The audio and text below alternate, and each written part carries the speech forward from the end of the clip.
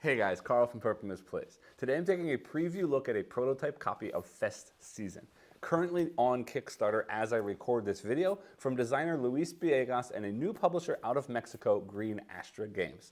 This is a sort of action selection game in which you're playing the role of someone developing and building out a concert festival, building out the festival grounds, setting up the stages, setting up the different lineup of bands on each of the stages, and so on. And for someone like me who's such a huge fan of live music, and for who these sort of summer rock or summer music festivals meant so much to me growing up, starting way back in high school, going to things like WDRE Fest and Y100 Festival, spending every summer at Ozfest, Warped Tour, going to Woodstock 99 in college, moving to Japan and going to Summer Sonic, Rock in Japan, Loud Park. These music festivals have been a huge part of my life, and up until this time, I haven't really seen that much in board gaming sort of focused on this theme. There is a small card game I do want to shout out from Japan called Namidano Festival that was all about building bands to play at these festivals, and I was a huge fan of that. But when I saw this big sort of Euro-style action selection game focused on sort of ground up building out a music festival, I was very, very intrigued. So I did reach out to the publisher, and lucky for me, I was able to get a prototype copy of this to check it out for this campaign. Disclaimer, as you'd expect, as a prototype preview, I was given early access to this game by the publisher, but as always, I will do my best to give you my own honest opinion on the game. With all that said, let's head down to the table to see how the solo mode in this one plays, and then I'll meet you back up here to let you know what I think. To set up a solo game of Fest Season, begin by placing out the game board on the table. Placing out sliders here on the main track as well as on each of the 3 action tracks. And you'll notice that the main track starts at the bottom, but each of the 3 action tracks starts at the location for the player count that you're playing with. In the solo mode, I will be playing against the AI, so all of these are set to the 2-player level. Next, select the genres of music you'll be playing with for a 2-player game, which is what a solo game is sort of representing. You will be choosing 4 of the different genres. I did several polls online in a variety of different places, and the 4 genre types that were selected by the audience are metal, alternative, pop, and rock. And then for each of those 4, you need to place a dial set to the 1 position. Next, in the top left corner over here, we're going to place cubes at the bottom of each of these tracks in our player color. For this playthrough, I will be playing as purple and the AI will be playing as orange. So I'll put a purple cube in each track and an orange cube at the bottom of each track as well.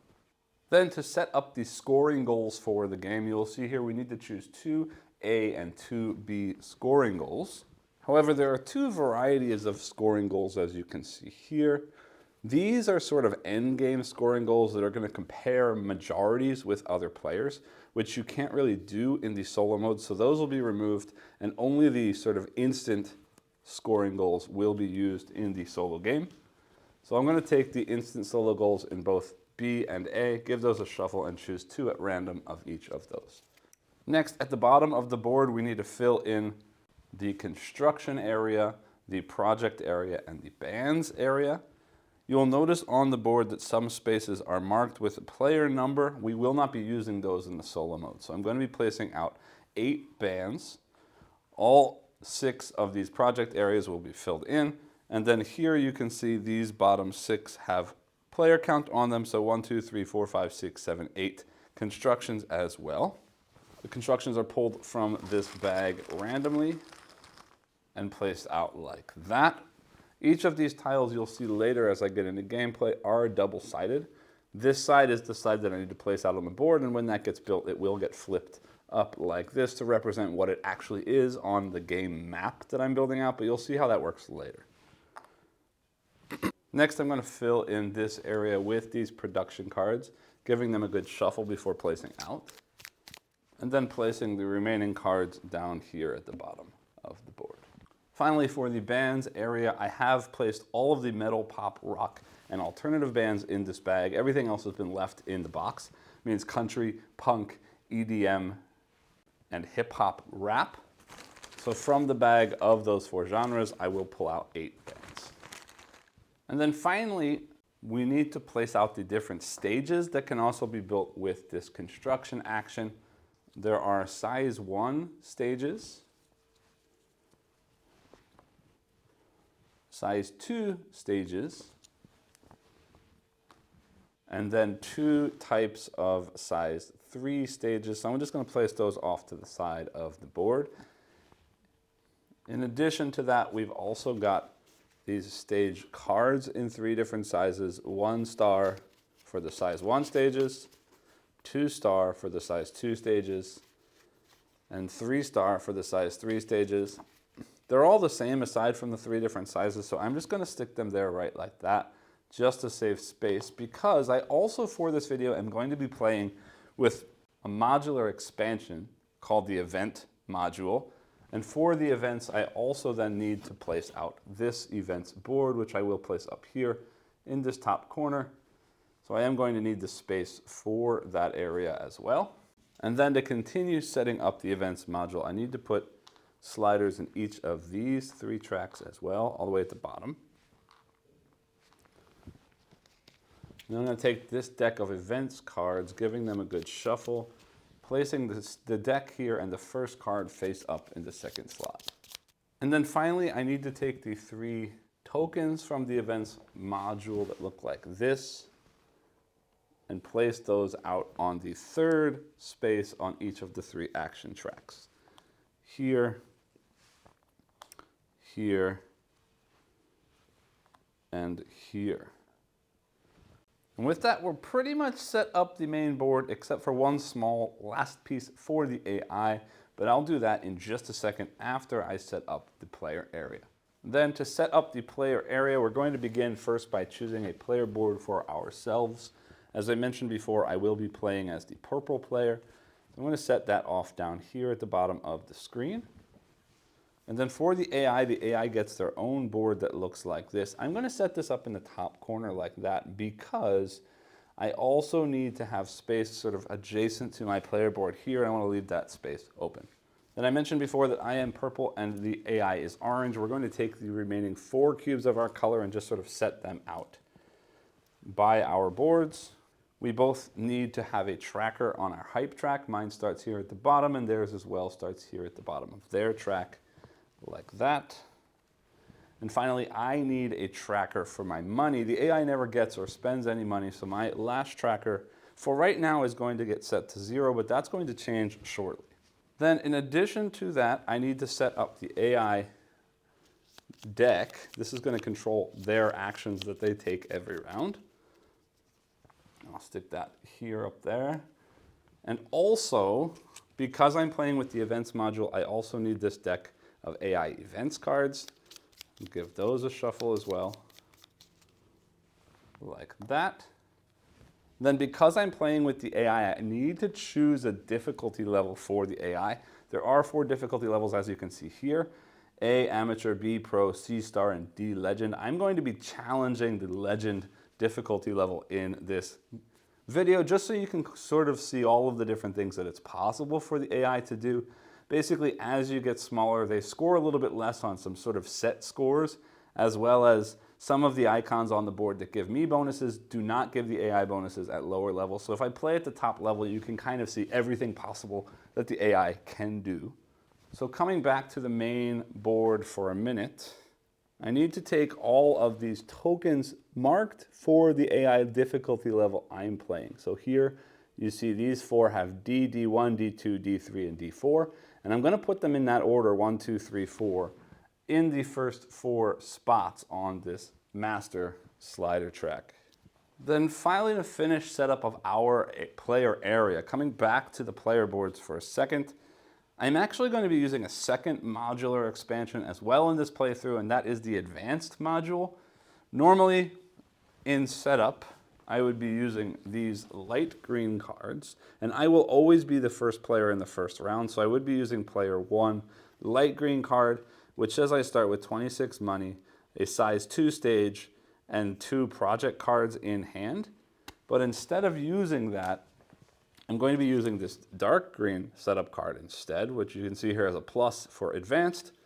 So instead, I'm still getting 26 money to start, so I'll set that to 26 right there. Then I get a single size 1 stage. I'm going to draw 4 project cards and keep 3 of them. And then I also get private scoring goals, X and Y. So let me go ahead and set those up first. Starting with the X cards, giving those a good shuffle. I will draw one of those at random. That looks like that. Whoops. I'll set that right there. Same thing with the Y cards, giving those a good shuffle. And I will take that one like that, setting that right there as well.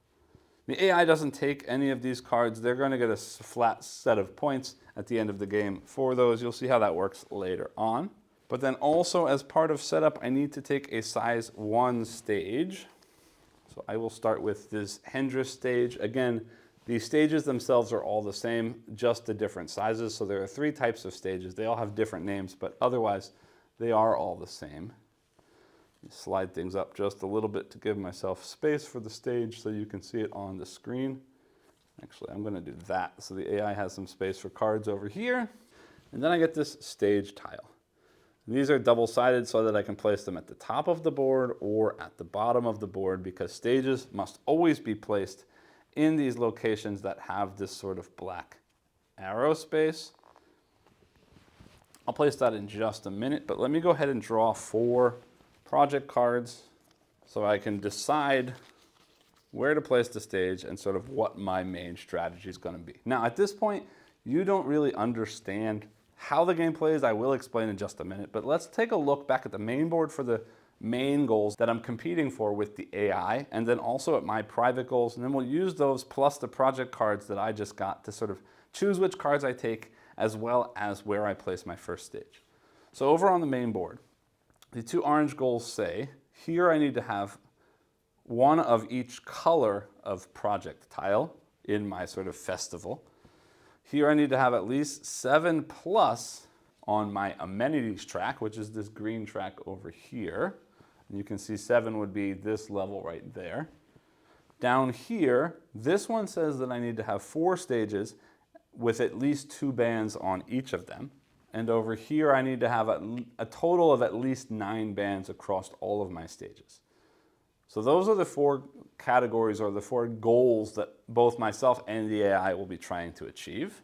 And then coming back to the player board area, this purple one says I need to make a straight line of 4 tiles anywhere on my board, made up only of the sort of toilet or bathroom areas and the food areas. And this one, looking up a little bit closer so you can see exactly what I'm looking at, this says on a single stage I need to have this pattern of bands. So the top and third should be the same band. The second one should be a second type of band or second genre, and the bottom one should be a third genre. So I'm not aiming for any specific types of bands aside from that red card. Just I need lots of bands because I need to have at least 9 bands. And I need to have at least 4 stages. So I want to focus on 4 stages. I want to focus on lots of bands, but at the same time, I need to have a variety of colored tiles. So looking at my cards, and I'll explain what all of these things mean later, but this increases the volume of a genre, means it increases the sort of value of a certain genre and allows me to move up on my hype track. This one lets me recruit a band ignoring the stage requirements of that band, which I will explain later, and also move up on my hype track. This one lets me take a stage for free, ignoring the shovel piece, which again I will explain in just a minute. And this one allows me to take 2 bands of various stage sizes. So basically they're all great, except that I don't care as much about volume level as I do care about getting bands and stages. So I'm going to keep those 3 cards as mine, putting the other one over into the discard pile. And then looking at my board here, these circular areas will trigger some kind of bonus as soon as they are completely surrounded on all sides. And these that are printed in the lighter areas will trigger as soon as I build something on top of them. And I know that I want my amenities track to be pretty high. So I would like to trigger that and that sooner than later. So I'm going to start with this stage down here in the bottom corner like that. And with that, we are all set up for gameplay. So let's get into exactly how the game is going to play. There are a lot of sort of small things that I'm going to need to discuss as I'm playing through, but let me do my best to walk you through the core mechanism or the core mechanical loop of the game, and then I will go ahead and start playing, and then the little things will show up or sort of become clearer as I get into them.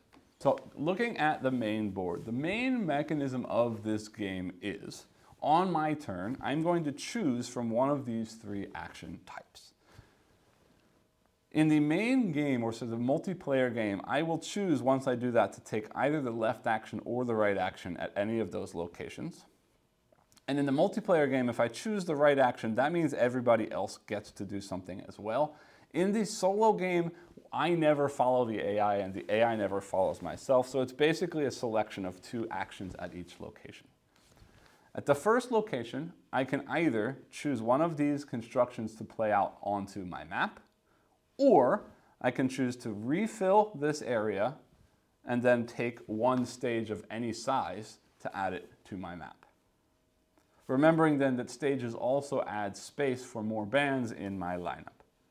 Construction, for the most part, is going to do one of 3 things. Aside from triggering the goals, anytime I have a bag like this with a number printed on it, whenever I trigger sort of an income round from this action track at any point during the game, I'm going to get income equal to the total value of all of those bags on my player board. This star in the middle is simply going to move up once on the amenities track when I take that tile, and that would be great because I need to have a 7+ amenities.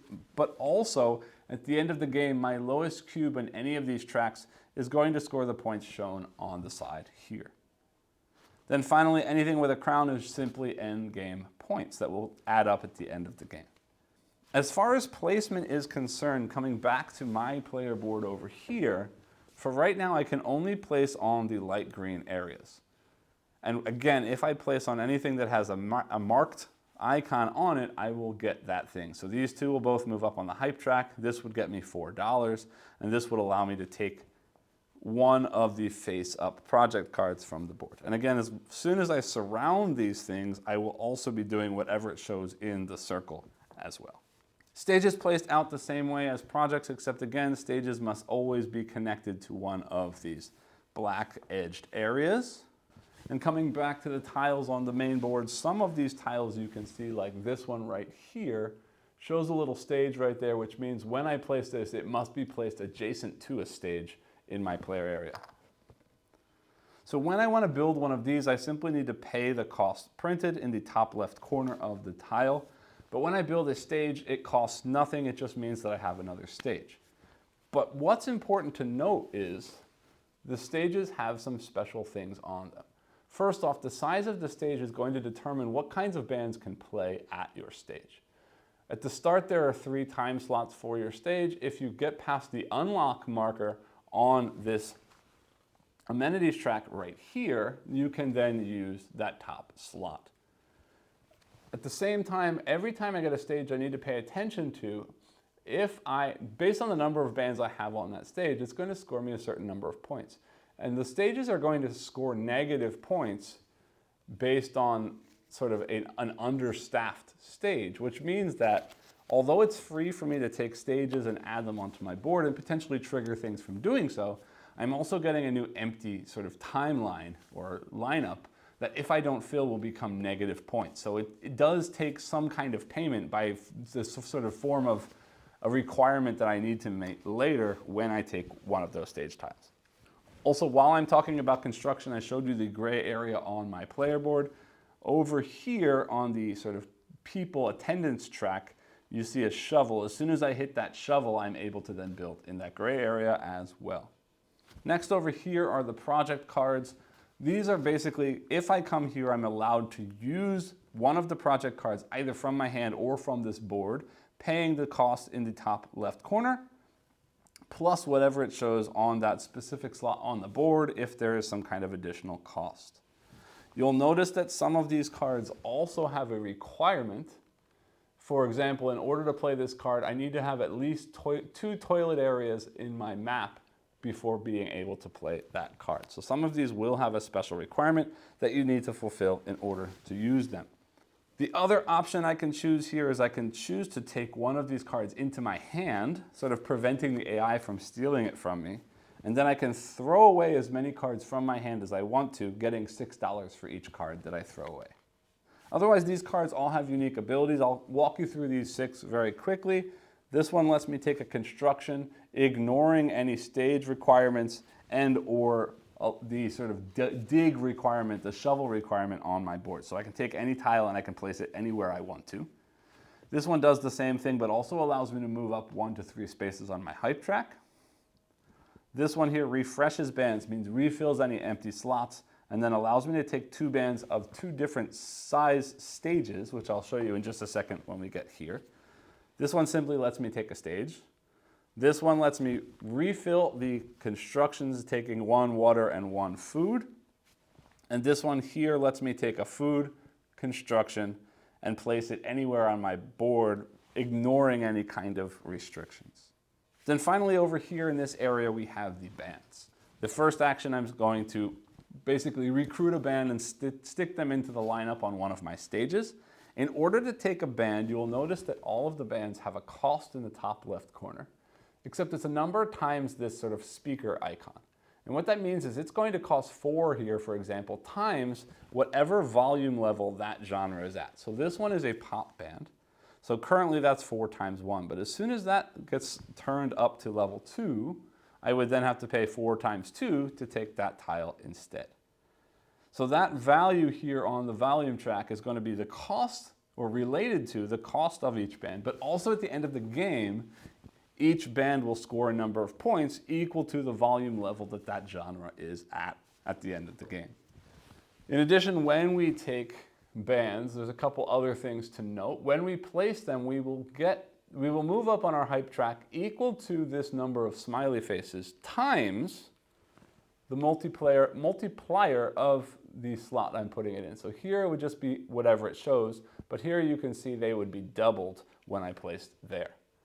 Also, you will see that every band has specific slots that they're allowed to go. So this band will only play on a size 2 stage, but they can play size 2 night or size 2 daytime. And these top 2 are night, and these bottom 2 are daytime. And you'll see that they're not always the same stage.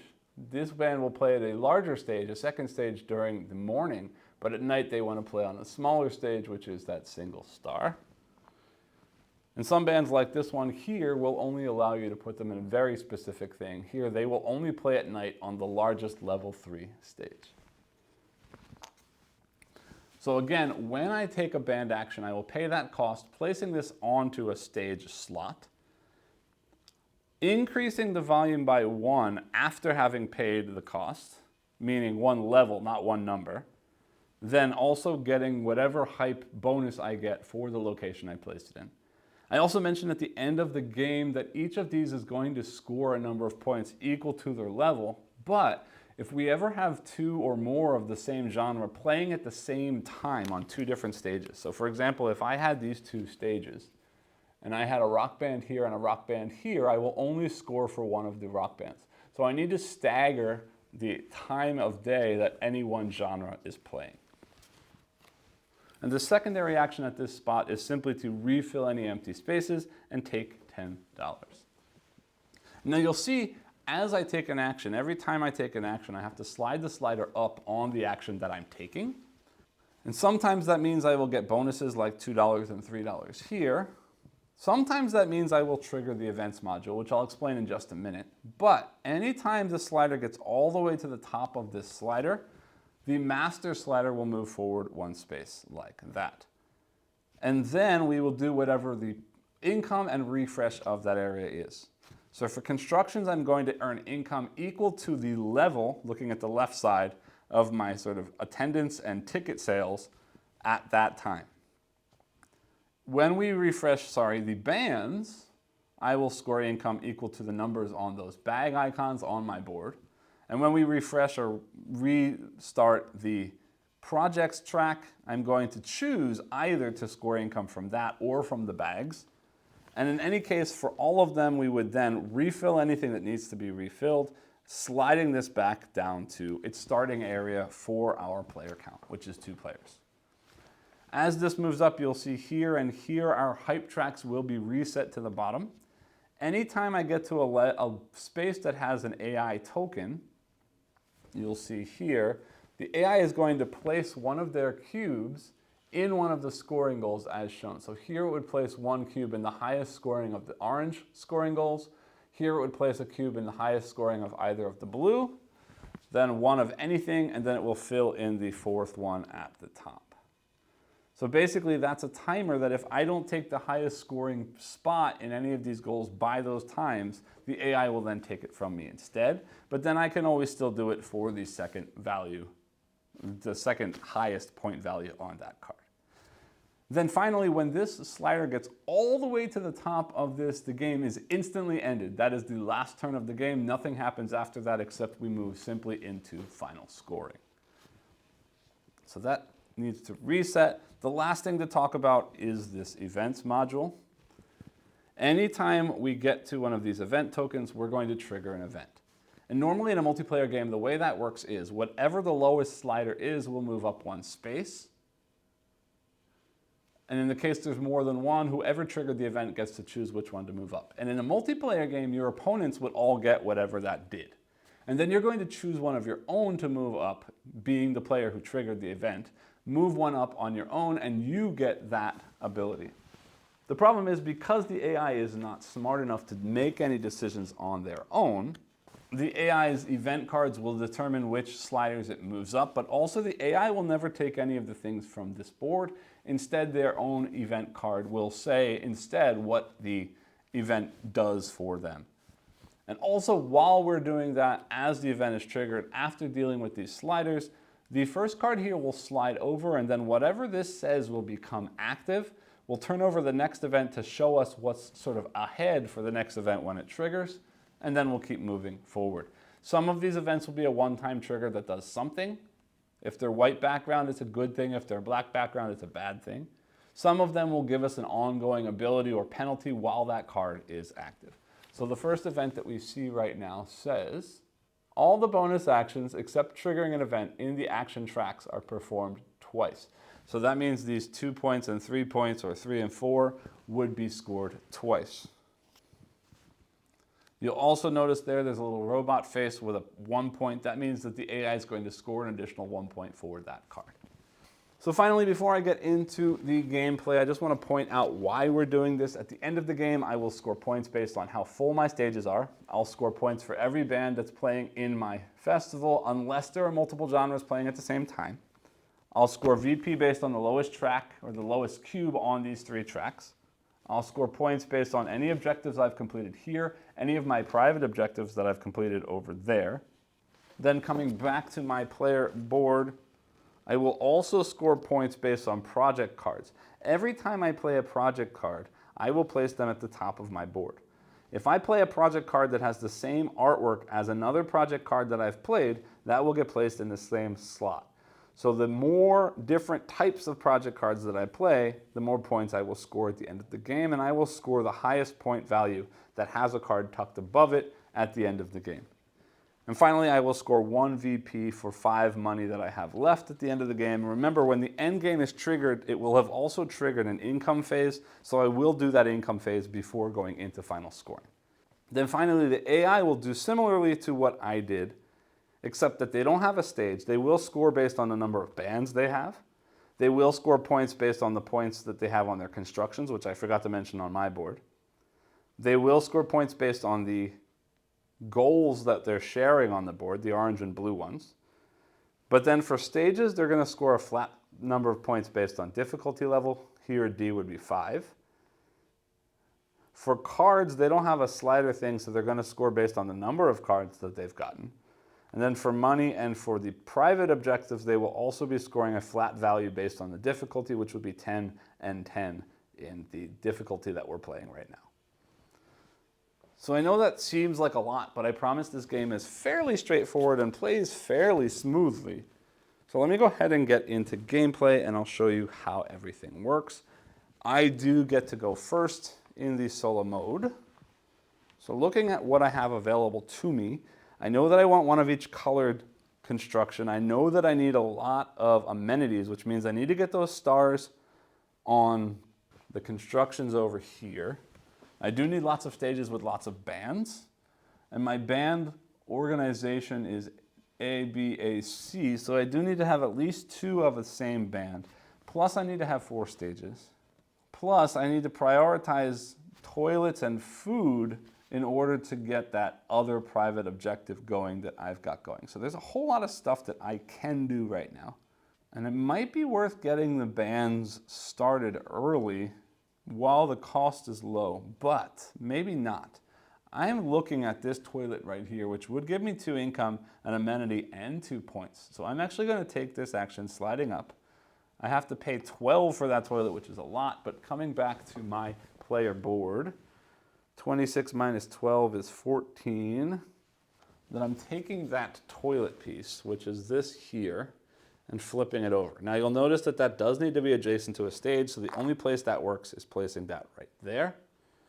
I instantly get that amenity on the amenities track. So back at the amenities track, I'm going to move up 1. And that's my turn. Next is the AI's turn. The AI takes their turn simply by flipping a card. This will tell me what they need to do. So they're going to take a construction action. They're looking for a card that has an amenities. They're then looking for the one that has the highest point value. And then starting in the top left corner and snaking, they will choose their card. So coming back over here, there's quite a few that have amenities. Amenities with highest points would be these 2 purple. And then they're going to snake this way, then up, means they take that. And for the AI, that means they simply just place it on their player board like that, and that is their turn. My turn. Bands are looking good, but let's see, what do I have that can play in, there's only 1 band out that can play during the day on a size 1 stage. So I better get there before the AI does.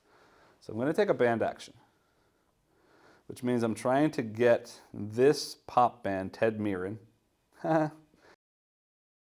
Trying to get Ted Mirren, I have to spend 2 times 1. So I'm going to spend 2 from 14 to 12. Take Ted Mirren, which increases the volume of pop up 1 level. Then he can be placed on any spot in a 1-star stage. And I see that there's lots of, well, not really. For size 1, that's the only one. So it doesn't really matter where I place it. In any of these 3 spaces, I can't do there until it's unlocked. So I might as well start, let's go, it doesn't matter because I don't see any other ones. All right, I'm going to place them there just because I get 1 hype for doing that, because that's 1 and there's no multiplier there. So that triggers tickets. On the main board, I go up 1 on my ticket track. Back to the AI.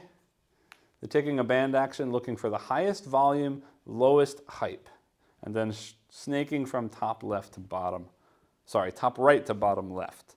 So the highest volume right now is pop. So they want to focus on pop with the lowest hype, but they both have 2. Snaking from this top corner, they will take Lady Gala, placing that on their board. The volume goes up 1, so pop is now at level 2, and they go up 1 on their hype track, which says they're going to increase either attendance or ticket sales. And for the AI, they will always choose the lowest placed one and then prioritize the leftmost one. So their attendance will go up 1. Okay, back to me. I'm okay on bands for a minute, maybe. I say maybe because this Sepulchro is also a single stage, but then so is also this purple fin. So either one of those works for me, and they're both priced the same way right now. So let's focus here some more. I want toilets and oranges for my track. I want 1 of each for this one, and I definitely want something with hype. So I'm looking at both yellow and orange, but I think I want that yellow one first. Maybe? Yeah, I still have 14. That leaves me with 4 for a band later. Okay, so I'm going to take construction action, and I'm going to spend 10 to take this yellow one. So over here, 14 to 4, flipping this yellow one over. I can place this anywhere I want to, but remembering this has to be a straight line, and now that I started this toilet here, I want that line to be blue and orange. So I'm going to stick this here, which lets me take 1 project card, and it also unlocks 2 income when I trigger that type of income. So first things first, I need to take a project card and I need to go up one amenity on the amenities track. So let's go back to the main board. Looking at projects, taking food and water for free could be good, but I need purple and yellow first. I already have a yellow and I need purple anyway, so that might not be bad to have. Otherwise, one of these lets me take anything, place it anywhere, and move up hype track, which could also be really good, and that's cheaper. Yeah, let's take that card. That fills in, this flips over.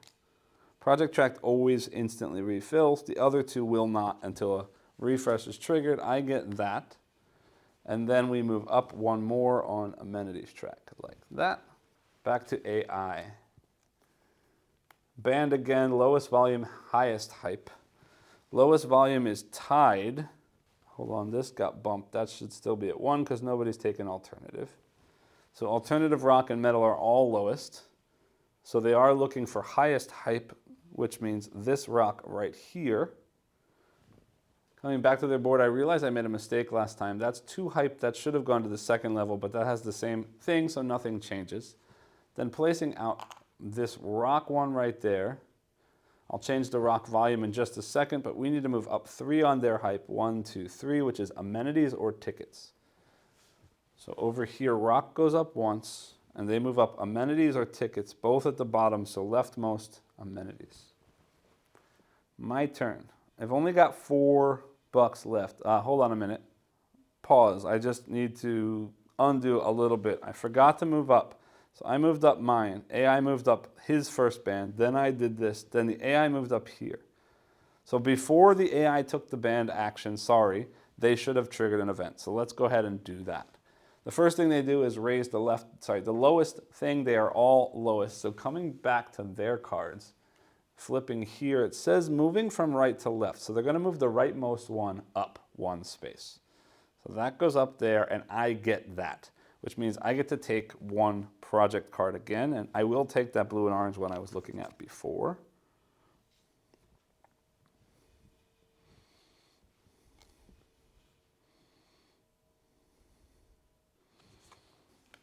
And then coming back to the AI's cards again, it says they're going to prioritize the rightmost track here. So the rightmost goes up again. They don't get that. Instead, they will get what it shows here. So they're going to take a construction with an amenity snaking from top right to bottom left, which means they take this toilet right here, placing it on their board, and then instantly getting the amenity from that, which I also just realized I forgot to do right there. So they have to move up twice, which means now they trigger a band icon. But on their board, it shows a band icon will increase attendance or ticket prices. And ticket prices are lower, so they go up 1. Then this action triggers, says all the bonus actions in the action tracks are performed twice. The next action coming out says, each time you hire a band, increase the popularity of a different genre instead of the band you just hired. And this will score 1.4 bots, but that doesn't happen until it gets activated. So that should have happened before the bot took its band, which it just did. Back to me. And sorry, I just realized I made another mistake, and I'm sorry, and I will keep an eye on this more slowly.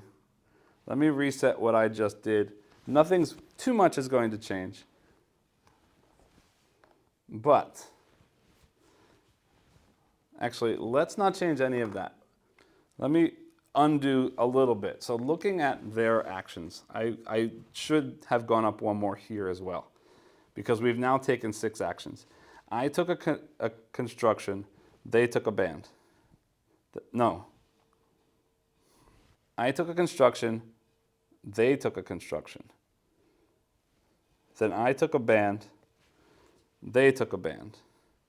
Then I took this construction, triggering the first event, which is what should have happened here. So I would have done whatever I did here, choosing whichever one I want to move up once. So I will move up here. They don't get the $2. Instead, they get that toilet that they just got.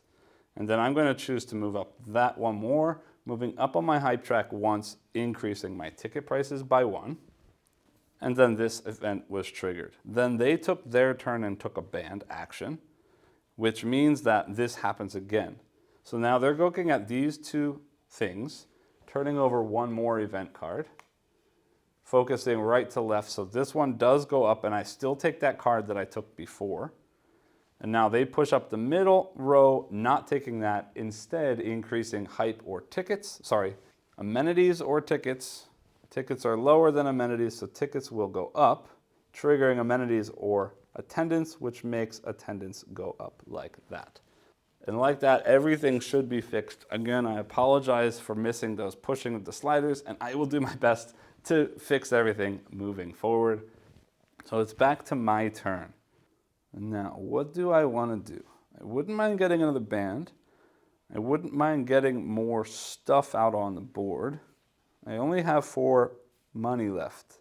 So I don't want to waste a turn on stuff. Sorry, this should move over. So every time I hire a band, I'm increasing the popularity of a different kind of band. Okay.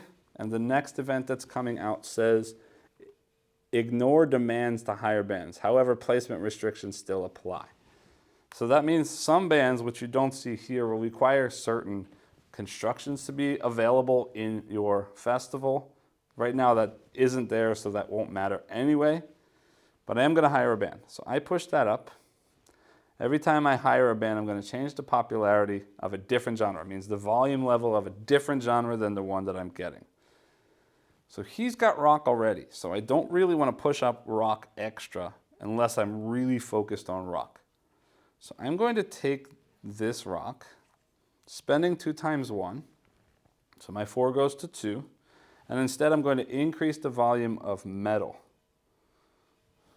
because he doesn't have any metal and I might focus on that later on. And then I place that rock band, has to be in a nighttime single spot. So that goes there twice. That means that smile goes up 2, 1, 2. I should have taken the 2 extra income from the ability on the track here. So I'm at 4 again. And moving that up to was attendance. So my attendance goes up 1 more. All right, then the AI's turn. Kind of hoping they take a band action so I can get some money going for the next turn. Yay, all right. They get high volume, high hype, bottom left to top right. Highest volume right now is pop, so they're going to take that pop band, increasing the pop volume by 1. Then the AI stacks all of theirs together because, again, they have no stages, and they will go up twice on their hype track. 1, 2, getting amenities or population, attendance. Attendance is lower than amenities. They move up and trigger a construction action, but on their board, you'll see that means amenities or tickets. So amenities will go up 1 more. That also means they slid up there, triggering the end of the first sort of round of the game. So we'll move the master slider up 1. This drops back down to there. This is going to fill it back in, and I'm going to take income based on the bag. So let me fill in the bands first, drawing 5 more bands. And then looking at my board, I've got, this one is surrounded. So 2, 3, 4, 5, 6 income puts me back to 10. That's not great, but it's better than nothing because I was getting very low. Then back to my turn. I could get another band. I do want a 3rd genre there, which could be alternative or metal. Metal I've already started pushing up. So maybe that's a good idea right now. Although I do need to start focusing on these top things because in 2 more round triggers, he's going to take one of them. So I've got a toilet and I've got one of those yellow attractions. It means I need a purple and orange and a water. So that's what's left anyway, which is nice. Another amenity is actually going to get me a band anyway. So let's do that. I'm coming over here. I get $2 back to 12.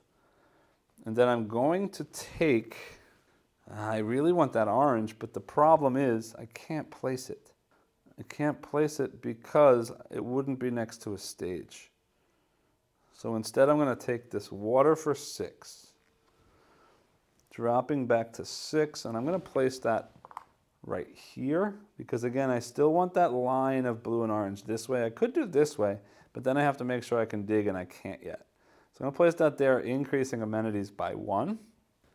So back on the main board, my amenities goes up 1, which means I now have a band for free. And I'm gonna take this metal band, pushing up the volume once, coming back and placing it down here in the daytime slot. Ah, no it can't. Undo that, back to the main board. That's a nighttime only. I don't have any nighttime spaces, so that gets back down. I need a different genre. Means I will take this alternative band, pushing that up 1 volume. That goes in there, getting me 1 hype increase, getting me 1 attendance increase over there like that. My amenities at 4, I need it to be 7 for that. I've got 3 of the 5 colors now. Cool. Looking at my cards now, I could activate this one that requires the $10 or $10 to activate. I do have orange, I do have blue there too. I don't have double orange and I don't have the purple yet, so I can't use those yet either. But now, at the start of a turn, if there's ever only 3 constructions or 3 bands, this will refill. So I'm going to fill in all of the missing constructions, putting out 5 more on the board. And that's a whole lot of orange, which is great for my private contract thing. But it is the AI's turn. So coming back to the AI, flipping their card over, they're taking a construction action, looking for amenities with high bag. So they're going to do that, which is going to trigger the end of the next kind of round phase. Looking at amenities with the highest bag, which looks like this orange right here that's got a 4. So they'll place that on their board and they increase their amenities track by 1 as well, which means they're here, but that unlock does nothing for them like it would for me. That means this slides up to the next level on the master track. Both of our hype levels reset back to the bottom. And then I get income based on my level of attendance and ticket sales, which is going to be here 3 and 2, which is just 5. So I'm back to 11 like that, and it's my turn. Lots of oranges. Purple's nice too, but the problem is the stuff that I want has to be near a stage. And right now there's no stage in a space that I want it to be. Yeah. And the problem is I want this line, which means there's not a whole lot of option for stage. I can put one here, I can put one down there. I need stages anyway, because I need to have 4 for that main objective. So you know what? I'm full anyway. Let's go ahead and get a stage. So this should have reset. I take the first turn there. I am going to get a stage. First refreshing this one. Hey, more orange. Then I want to take a stage. Looking at what's available, 2, 2, 2, 2, 2, 2. Mostly 2s. There's a couple 3s, but the 2s look better. So I'm going to take a level 2 stage. Coming back to my board, I'm going to place that up here. You'll notice the prototype board doesn't quite fit. It's going to get a little bit sticky. The vertical dimensions are just a bit off. But again, this is prototype quality. Everything, we'll talk about components later, but everything looks great. It just doesn't quite fit perfectly. But I'm going to place that there. I didn't cover anything important, but I did surround this too, which means later I will be getting extra income when it comes time, and then I'm going to take a level 2 stage. Doesn't matter which one. So I will take this Venus stage like that. And that's my turn. AI takes their next turn. Constructing as well. Amenities, high points. Amenities with high points is this 3 right here, the purple that I wanted badly. They're going to take that for another 3 points. Ouch. I'm pushing up on that track. And then I am going to use one of my cards. The purple and yellow is not a thing anymore. All right, then what I'm going to do is... No, hold on. Do I want a band first? I think I might place a band first. And you'll see why in just a minute. Yeah, I'm going to take a band action. Coming back and taking a band action. Taking that Sepulchro I was looking at before. which means that costs me 2 times 1 is 2, going from 11 to 9. Metal goes up to level 2 now. I'm going to place that down here at the bottom, which gets me 1 hype, gets me a ticket, like that. Yeah, that's my turn. AI goes next. Another construction, so we're triggering an event. Flipping over their event card, right to left on the lowest. Those two are lowest, so we're going up 1 there, which means I get to increase the volume of something. They still have no alternative, so I'm going to crank alternative up 1 level. Then they're pushing up the leftmost 1 more time, and they are getting a band with the highest volume level, snaking from bottom left to top right. Highest volume is pop, so they're going to take this Adriana Chica, increasing the volume 1 more time, placing that there and getting 3 hype. 1, 2, 3 is attendance or tickets. Same, so attendance goes up. Then again, ignore demands to higher bands. You'll see now that this one does have demands that I was mentioning before. You need to have a toilet and a photo spot for them to play. Not anymore because of that. And the next one that's coming out is Jaded Genre, which says the genres with the highest volume are muted, meaning players cannot hire bands of that genre. Yuck. Let's avoid that if we can. Well, it's going to happen if we trigger an event anyway. And now they are taking a construction action, looking for the highest points, which is this orange or this blue, and they're snaking from the bottom right, top left, so they're going to place that one out, which is sad because I was just about to do the same thing, but not really. Actually, no, I didn't need that yet. My turn. I'm going to play a card. This is the first time we're triggering this card area, which means from my hand, I'm playing this one. It says I need to have water, which I do have. I have to spend 10, which I will not. Never mind, I don't play that one after all. Then actually, how much is the orange by itself? 8. Yeah, maybe I'll do that instead. All right, then I'm playing a construction action instead, getting $2 to go to 11. And then I'm going to spend 8, which puts me at 3, taking that top orange one there like that. Yuck. All right. That flips over like that. Has to be placed next to a stage, but now I have a stage there. So that's going to slip in there like that. It does drive up the amenity, and also I covered a hype. So I get 1 hype and 1 amenity. So back there, amenities goes up 1. Hype goes up 1, triggering tickets, which can increase amenities or attendance, which means I increase attendance, and I get to take something else for free. And I think I'd rather amenities than anything else right now. I mean, this is nice because it's points, and it's expensive, and it's orange, and that's great. But amenities gets me unlocked for my stage, which I kind of need too. And I need to get to 7 amenities. So yeah, I'm actually going to take that. No, I'm going to take this. Yeah, I'm going to take this. And in my board, I'm going to place it right here, down here at the bottom. Because that gets me this amenity plus this amenity gets me 2 amenities, 1, 2. And then I am at the 7 plus. So I'm going to trigger that, scoring 5 points at the end of the game like that. AI's turn.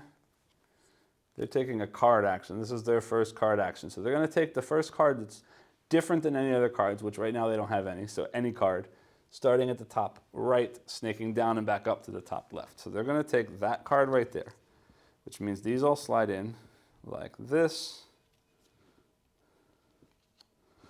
And they just place that card next to their board. That will score points for them based on the number of cards they have at the end. But then anytime they do a card action, they get a second action that they don't need to move up on the thing for. And pause, because I just realized, wait before I do that. They slide up and they will trigger an event. So event happens first. Flipping this over, it's not going to matter because the middle one is the lowest. That goes up, I get 3. So I'm up to 6. Then they're going to slide up the middle one again. And they're going to take a band with the highest hype, which is this rock band climbing rocks. Rock goes up one more level. And I think I must have missed, oh no, because one of them increased the wrong band. Then this goes up 3 times, which is amenities or tickets. For them means tickets goes up 1. Then that is active, which means I can no longer, nobody can take pop. And the next one says improving during the festival. This is an instant trigger. Refill the construction. Each player, starting with the player who activated this, places any construction for free. No benefits, but still increasing amenities if possible. And then refill after everybody picked. That'll be cool. All right, so then they did do their thing. Now, the bottom half of their card says refill constructions and take a construction with amenities, starting top left to bottom right. So first we're refilling. They want amenities starting top left to bottom right. So they're going to take that water right there, placing that on their board. And again, because this is a bottom action, I'm not sliding any sliders for it. Their amenities goes up 1 like that. And that's the end of their turn. Now, I really wish I had some money because I would love to be able to play one of those cards. But this is going to be really nice. Because now I can get purple. Yeah, I'm going to actually trigger that. Getting $3 back to 9. Spending 4 to take this purple. 1, 2, 3, 4. Which I can place anywhere except I don't want to put it in that line. Means I might as well place it there to take 4 more. Up to 9. And that means I have purple, orange, yellow, and both of the different color blues. Means I also score that, like that. No amenities, that does nothing else, but now I've triggered this. Means this goes up 1 track, level. We are going to place out an AI scoring token in the goal with the highest points, but they're both 4 right now, so it doesn't matter. It does matter orange because it says orange. They'll place in a blue one the next round. This slides back down. These get refilled, and I will score income based on the people and tickets again. So that is 4, and 4 is 8. So 9 and 8 goes up to 17, and then refilling those 2 spots like that and like that. But now I need to start focusing on bands and stages. All right, then AI takes their turn. Bands, low volume, high hype. So they increased this by 1. Lowest volume right now is a tie. Highest hype is going to be Fu Warplanes or Gepardo. Starting from the bottom left, up, down, they take that one onto their board.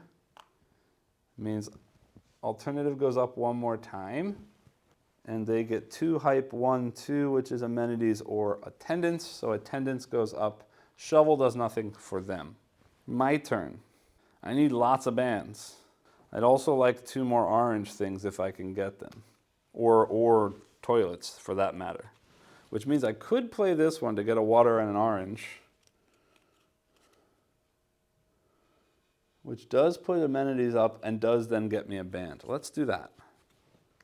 So I'm triggering the actions, or the project track gets me $3 up to 20. Then I spend 16 all the way down to 4, which is a little bit sad, to play that card, which is refreshing construction. They already are, taking water and orange. I want the orange with points, and I want the only water because it's water. Orange with points goes in that row. And then water I might as well place here, which gets me 1 amenity and then also 2 hype. So 2 hype goes up, I get people. So people goes up and amenity goes up, which triggers a band. The band should have refresh at the start of my turn because there's only 3 left. So let's fill those in first. And it's sad because I really need a pop band at the top. And I'll show you why in just a second as I'm refilling these. But I really need a pop band at the top of my single star place, which both of these are, but because of this event, I can't use pop bands. Because if we look over here, A, B, A, C means this has to be pop to trigger that. But I also need 2 more stages with more bands in, so I better start working. But anyway, I get to take 1 band. Means I need to place in a level 2 place, and it's free, so I want to pick something that's higher up.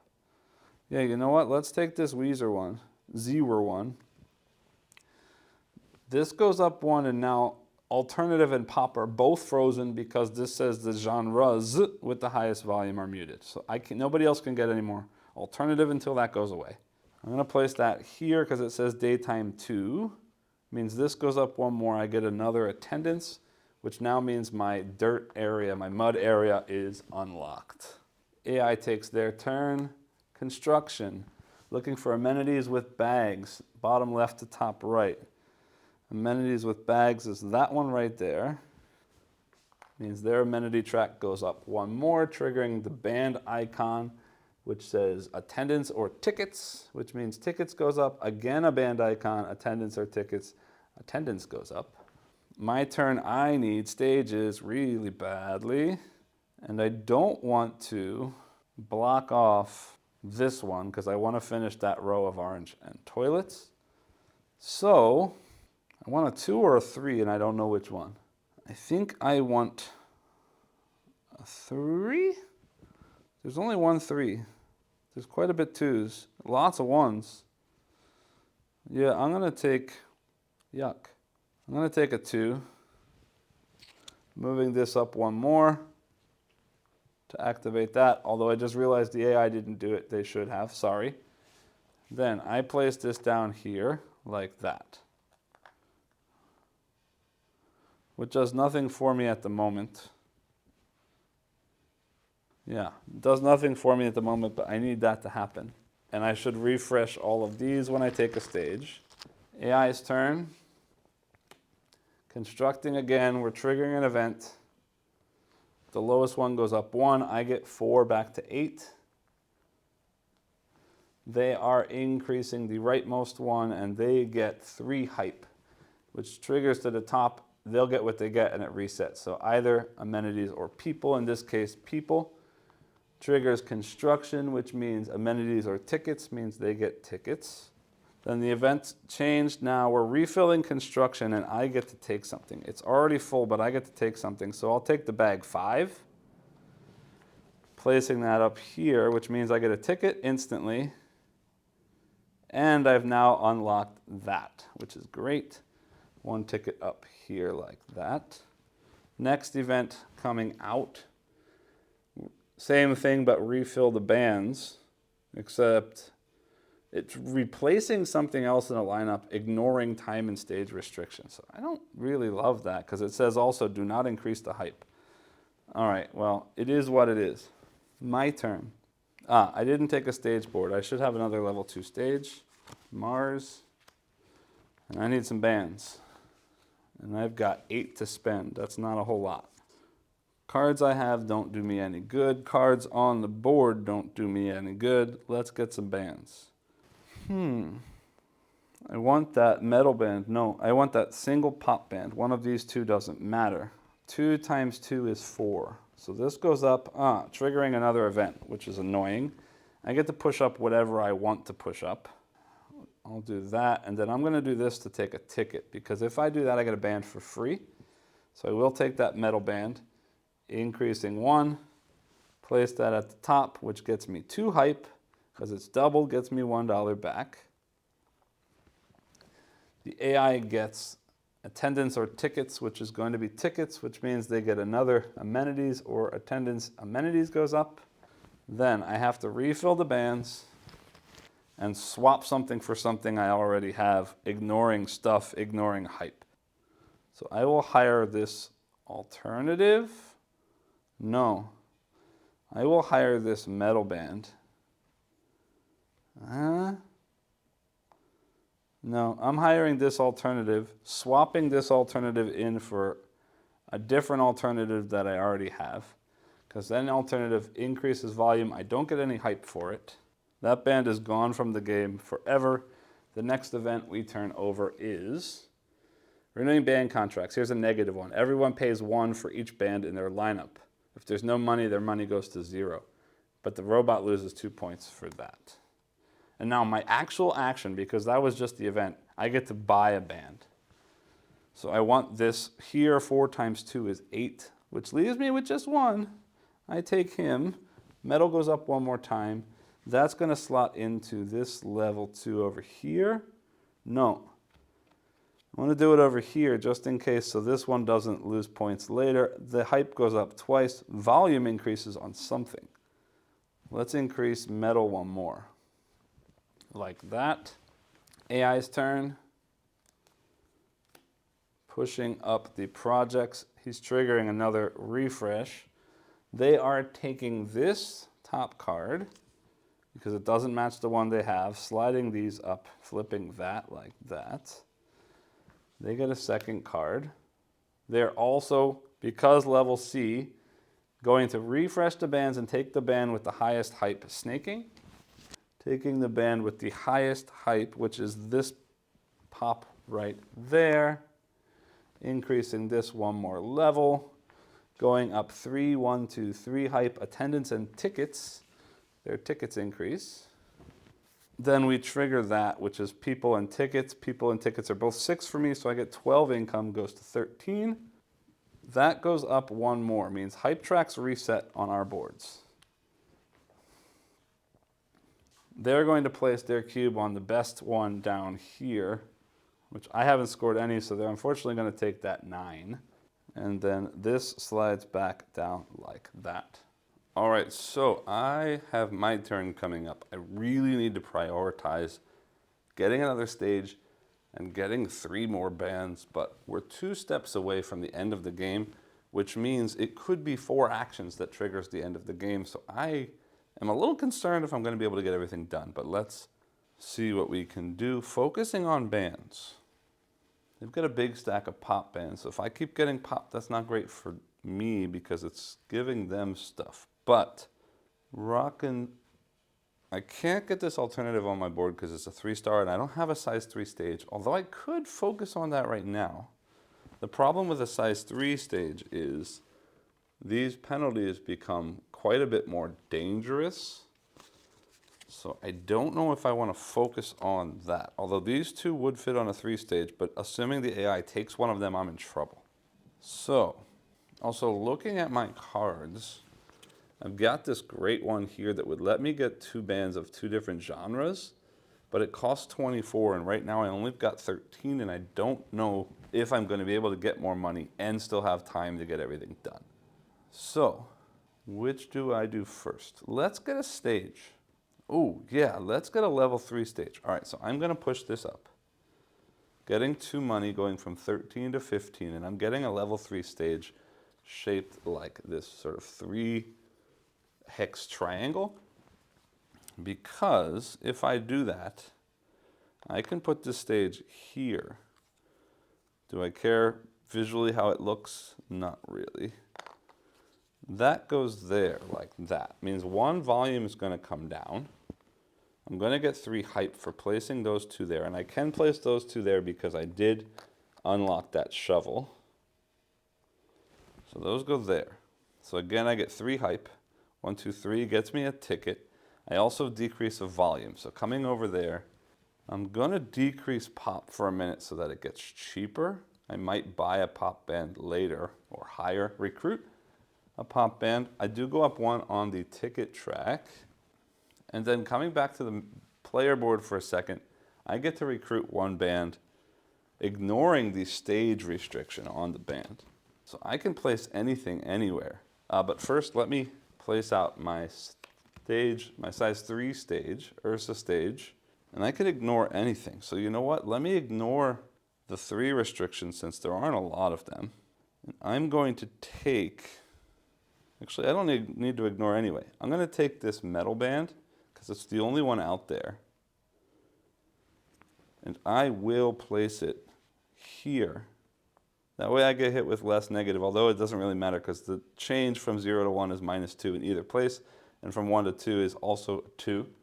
So placing it in either place doesn't matter, but now I've got all of those stacked. Metal goes up, which it did. Then I go up twice on my hype track again. 1, 2, getting more attendance, increasing by 1. We've got 1, 2, 3, 4, 5, 6, 7, 8 bands. I need 9 bands to get that last goal finished. And I just realized I'm an idiot because I'm not going to be able to do that. Grr. Then I'm actually undoing that metal band to see what I can get done. I'm actually going to take the alternative band, cranking them up one more, because I'm going to put that here like that, which means I would have gone up 3 instead of 2, and I do still get that attendance, so that doesn't change anything. Yes it does, because that's doubled. 4, 5, 6, losing 1 attendance and increasing the volume on something. So I'll increase that metal. No, I won't. I'll increase the alternative 1 more, but I do lose that attendance down 1.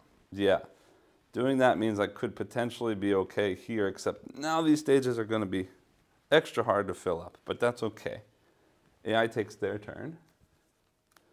Card actions are good because that increases the length of the game a little, pushing up that slider. They are taking from the bottom right a non-matching card, which is the first one. Refilling those.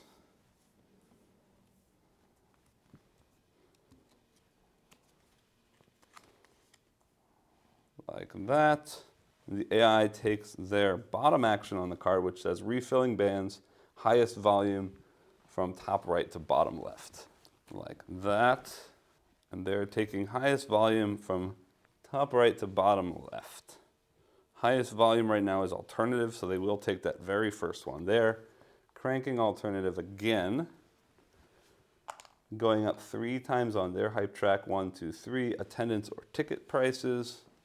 Coming back, that means attendance goes up 1 more. And that is their turn. Again, I need bands. I don't want to trigger an event right now. Yeah, I'm just going for bands. I need something that is not orange or purple. It means rock or pop. Both of which cost the same amount. I don't want rock because rock is here already. I want pop there. Okay, and that's stage 2 at night. Grr, none of that's going to work there. So either I place rock there and don't score but get that bonus. Yeah, that might be still worth it. That might be still worth it. But let's see if I have a way to play. Yeah, actually I do. This card right here lets me place a band without stage restriction and move up on the hype track. I think I'm going to do that. All right, so then I am sliding this up, which is going to trigger that event after all. I will push up this one. We flip over the AI's card, and they get to take a construction with the highest bag from top left to bottom right, which is that 4 in the middle, placing that on their board. And then I get to put a thing up for me. I'll push this one up, taking 6 money, going from 15 to 21, which isn't going to last long, but you'll see why in just a second. Then the event triggers, which does say I'm going to pay 1 for each band in my lineup, which unfortunately is 8. 1, 2, 3, 4, 5, 6, 7, 8. Over here means I lose that 6 plus another 2, down to 13. Next event opens up, which is going to be new stage design. Each player, starting with the player who activated, must build a new stage of any size. Ignore any benefits when placing this new stage. I don't think we're going to get there because the game's probably going to end before that. But then I'm paying 13, which is all of my money, which is probably going to hurt right now, to play this card, which gets me a band ignoring stage restriction, and then also 1 to 3 hype. I'm going to go up 2 hype to get 4 back, so I'm not completely broke. Placing that card there, and then I will recruit a band. I want pop. I don't care which one, so I'll take Nadoma, increasing that now to level 3, and placing that in that slot there, like that, which gets me double smiles, gets me a ticket. Tickets increase to get me amenities or people. I need people. That goes up like that. And with that, I've got A, B, A, C, completing that private goal. I also now have 2, 4, 6, 8, 9 bands, so I've fulfilled the other common goal over there as well. Sorry, not that one. This one, I don't think I'm ever going to get that because it requires 3 more bands, which is very unlikely to happen. That's my turn. The AI takes their next turn. Pushing up on the bands track. Picking the one with the highest hype, starting from the bottom right corner, left to right, sneaking up to the top left. Highest hype, bottom left to right, takes Peter Priest. Over there, metal goes up one more. Then this one slides up twice, amenities or tickets. Looking at the AI, they're all even, so amenities goes up, which hits a volume marker. Looking at their board, volume marker again says amenities or people. In this case, people is going up, hitting another volume marker, means again, amenities or people, so amenities will go up again. My turn. And yeah, I think I'm gonna have to rely on this. The problem is if they take a construction action next turn, that's the end of my game. But I want bands. The big problem is there's no level 3 bands here. No level 3 bands is a big problem because I've got that 3 stage that I can't put anything in. But let's go ahead and take a level 2 anyway because it will refresh this. So I'm going to push up here, getting 3 back to 7. Looking at level 2s, daytime 2, I'm going to take this Ultra Death for 6, going down to $1. Cranking up metal again. Ultra Death comes over here in this level 2 slot, getting me 2 hype, which gets me a free construction. Late game, I'm gonna go for one of these yellows that gets me 3 income and 2 points. Flipping that, I will fill in that hole right there, like that, which then gets me an amenity or a ticket. At this point, it doesn't really matter. I'll push up the tickets. Yes, and then I get income equal to money bags. I've got 2, 4, 5, 6, 7, 8, 9, 14, 15, 16, 17, 18, 19, 20, 21, I think. Let me do the snake back up again. 2, 3, 4, 5, 6, 7, 8, 9, 10. 11, 12, 13, 14, 15, 16, 17, 18, 19, 24 goes all the way up to 25, which is going to be really good, and you'll see why in a minute. That pushes up here to the next level. That means AI is taking the highest remaining one, which is this 5, because nobody's placed there yet. This drops back down to that 2 ranking, like that, and this fills back in. Now, back to the AI. I cross my fingers that they don't end the game right here, because if they don't end the game right here, I've got one last really big turn ahead of me that I'm excited for, so please no contracts. Or sorry, construction, it's not, it's a card. Great.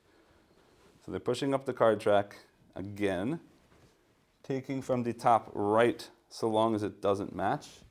No, sorry, I looked at the wrong part of the card. The bottom left does not match, so they're going to take that card, refilling that one, and then they're going to refresh constructions and take a construction. A whole lot of orange coming out. They're looking at the highest points from top right to bottom left.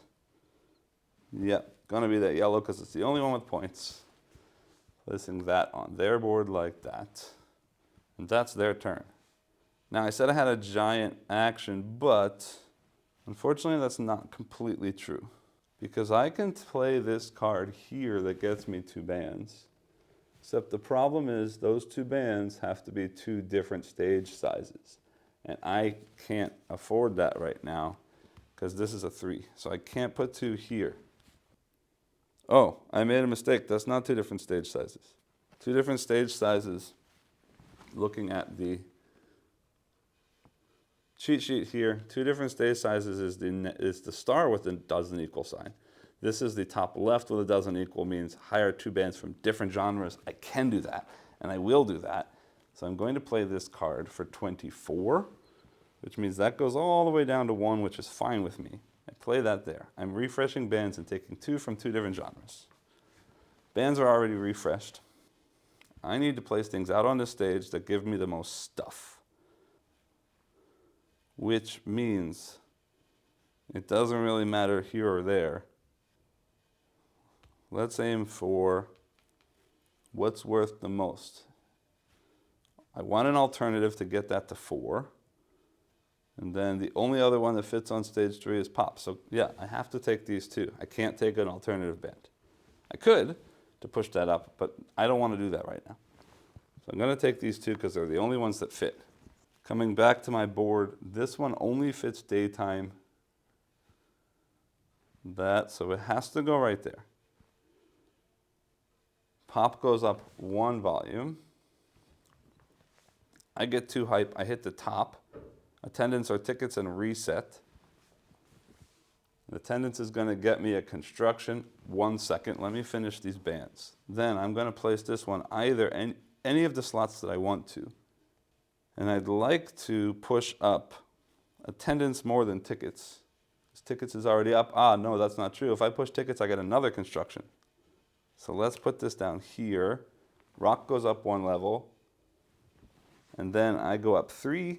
1, 2, 3, getting tickets, which gets me another construction. So I'm going to take 2 constructions from here. And none of them are giving me any kind of points, but they will trigger endgame scoring in just a second because I did forget to move up here. So I should have pushed up there. I should have gotten 4 money. This will be the last turn of the game. And now I just need to take 2 things. So I'll take this 4-star orange and this 2-bag toilets, placing one of them here to increase the volume of the alternative all the way up to level 4. Yay. Placing this orange one has to be adjacent to a stage, which it can be if I put it right there. Doesn't really matter. That goes there.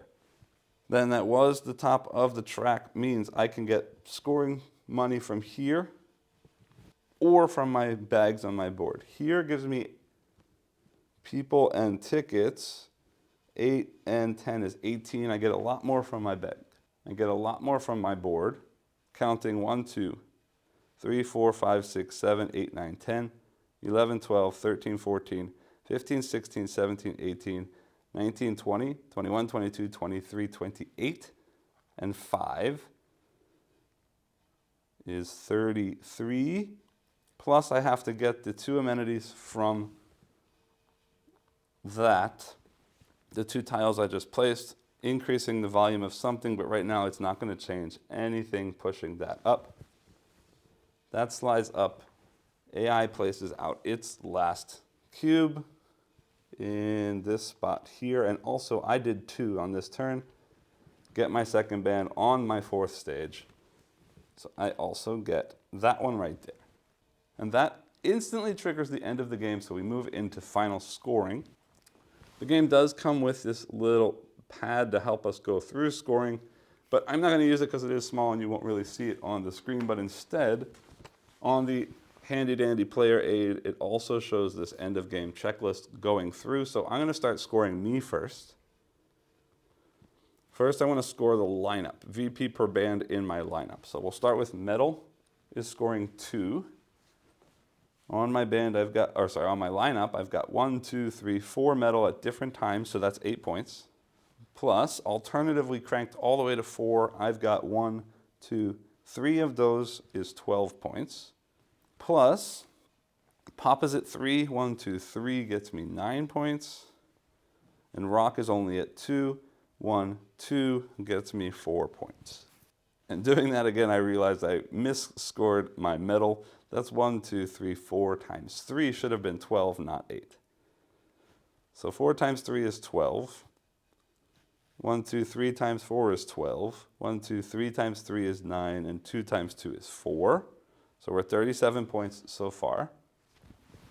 Next, it says tracks. No, hold on. Yes, tracks. VP on the row of your lowest track. My lowest track is here.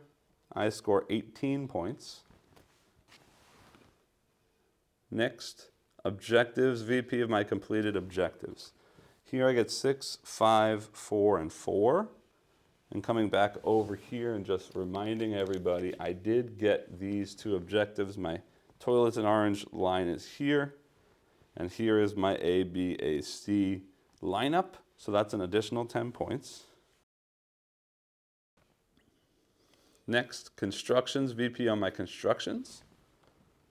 Over here, we see, starting at the top, nothing. 1, 2, 3, 4, 5, 6, 7, 8, 9, 10. 10 points. And staying over here, I'm going to score VP for my rightmost completed project, which is this one here for 4 points. And then again, here, stages VP according to the band's count in each stage, and then money 1 per 5. So my stages, this gets me 1, this gets me 2. This one I only have 2 is a 0, and this one I have 2 is a 0.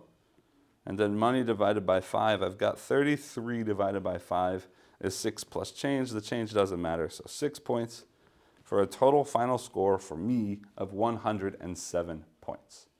Then, looking at the AI's stuff, they do the same thing, but they'll score something slightly differently. With the bands, they're going to get, for pop, 3 times 1, 2, 3, 4 is 12.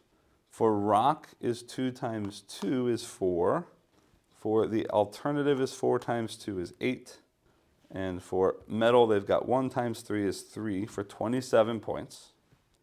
Next, looking back at the main board at their tracks, their lowest one is here. They scored 23. Then objectives, same thing, still on the main board. They've got 4, 4, 5, 6.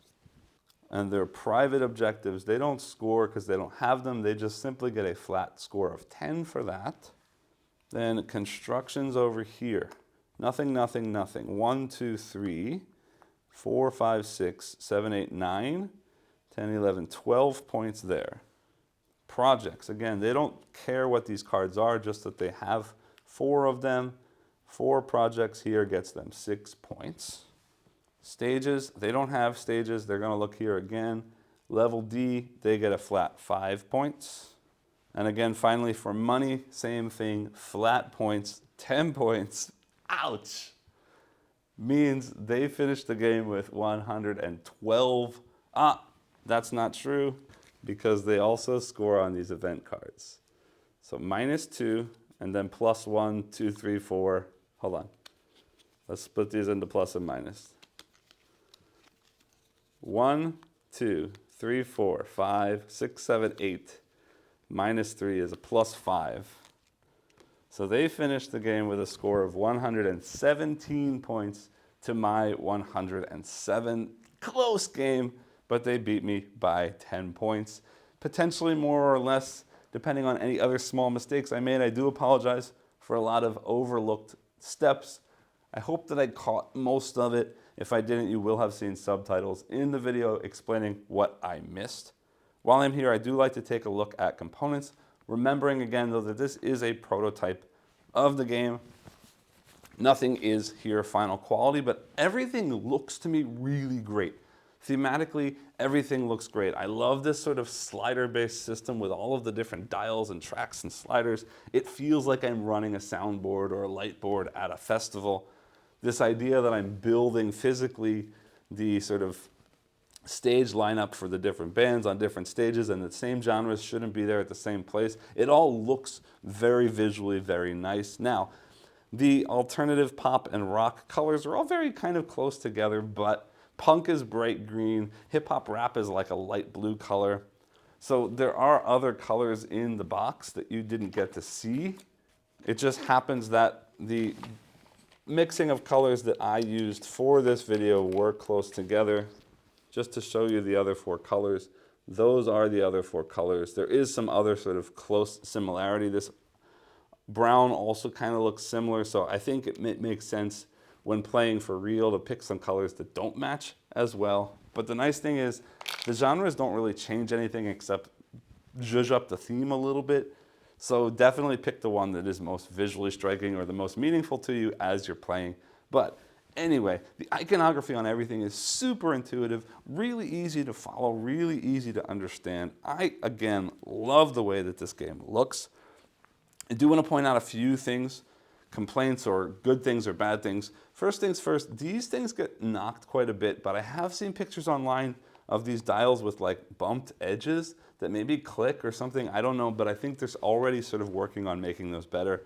Some of these tracks stick a little bit sometimes, but again, prototype quality things will be getting improved upon as they go along.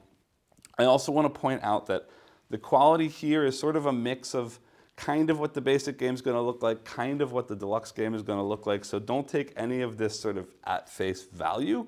Also things like the events module, the advanced setup module, the AI itself are all going to be stretch goals in the campaign. I do hope, and we'll talk about this in my final thoughts about how I feel about the game, but I do hope that this game funds well enough that all of this stuff can get thrown into the game, because so far I'm really enjoying it, and I'll explain a lot more about that again in my final thoughts. Also, big thing to point out, these cards are all placeholder AI art. So if you see this art and say, it's AI, I agree with you. They agree with you. They've already got an artist working on these. I'll throw some pictures up on the screen right now so you can see what the new art looks like. I promise you that AI art won't be in the final version of this game. Also, I want to show you some other fun stuff that's in the box. I already showed you the score sheet, but I'll show it to you again just so you can see it one more time. Very handy to have this. I didn't use it, but definitely easy and useful. The AI stuff is even included. It would have prevented me from almost missing the AI scoring based on the event cards. Very nicely laid out. There's also a second player aid in addition to the one I already showed you that has an explanation of all of the different goal cards in the game in case they don't immediately make sense to you looking at them. Looking back at that other player guide, just so you can see, here's a list of what all of the different icons do, and again, the endgame scoring. And this is a sort of walkthrough of all of the different actions and the different things that you can do in the game. Very cool. Another potential module that might be coming in the Kickstarter is the ability to swap out your festival sort of map area to change things up, to add a little bit more variability into the game. Very nice, very cool idea. And finally, one thing I really want to talk about that's going to sort of transition into my last little piece about the components, because I want to show you some of the insert stuff, is that this company is working really hard to make everything sustainable. It means no plastics in this game.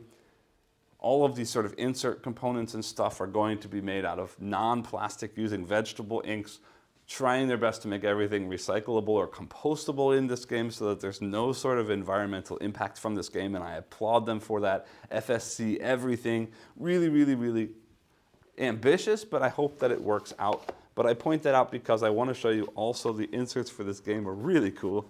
All of the cards come in this box that looks like gear from a concert. Really cool box. The lid as well. It looks like something you might see the band setting up for a show. Love it. Also, all the player pieces and the sliders and everything else, again, has another box that looks like that as well. Each of these has their own little cardboard box, and these actually come out, so you could give each player one of their own boxes. I don't know how well it stands up, but I assume that it will. It's pretty heavy duty, and I think this is great. If I saw more of this kind of stuff in games and less of that sort of vacuum form plastic, that makes me super excited. Everything looks really cool. Again, another box from the stage. Fest season, cool logo. Just everything looks cool, and everything fits really nicely in there, and then in the box, everything sort of nests. One last thing that I do have, not useful during gameplay, but great use for storage since there isn't a big plastic insert, is that all of the stages also fit inside the stage bag, just to keep everything nicely organized in the box. Again, big thumbs up on the quality of the components here, the desire to not use any plastic, to do as environmentally friendly and sustainable as possible. Big fan of the looks and the feel of everything in this game. Now maybe back up top and I'll let you know what I think about the game itself. Welcome back. I hope you enjoyed the playthrough. Before I get into anything, I just want to give a small apology for the small little things that I did sort of forget as I was playing the game. I think that I caught them all through editing, and I have put subtitles at the bottom of the screen when they happen, so I do hope that my playthrough is still representative of sort of the overarching way that the game works, the sort of core gameplay loop, the core flow of the game, and it should still stand as a representative playthrough of the game. So I hope that there's that, but I do apologize for those small mistakes. With that said, let's get into my thoughts on this game. First things first, in the intro I mentioned that I'm a huge fan of live music. I'm a huge fan of these giant music festivals.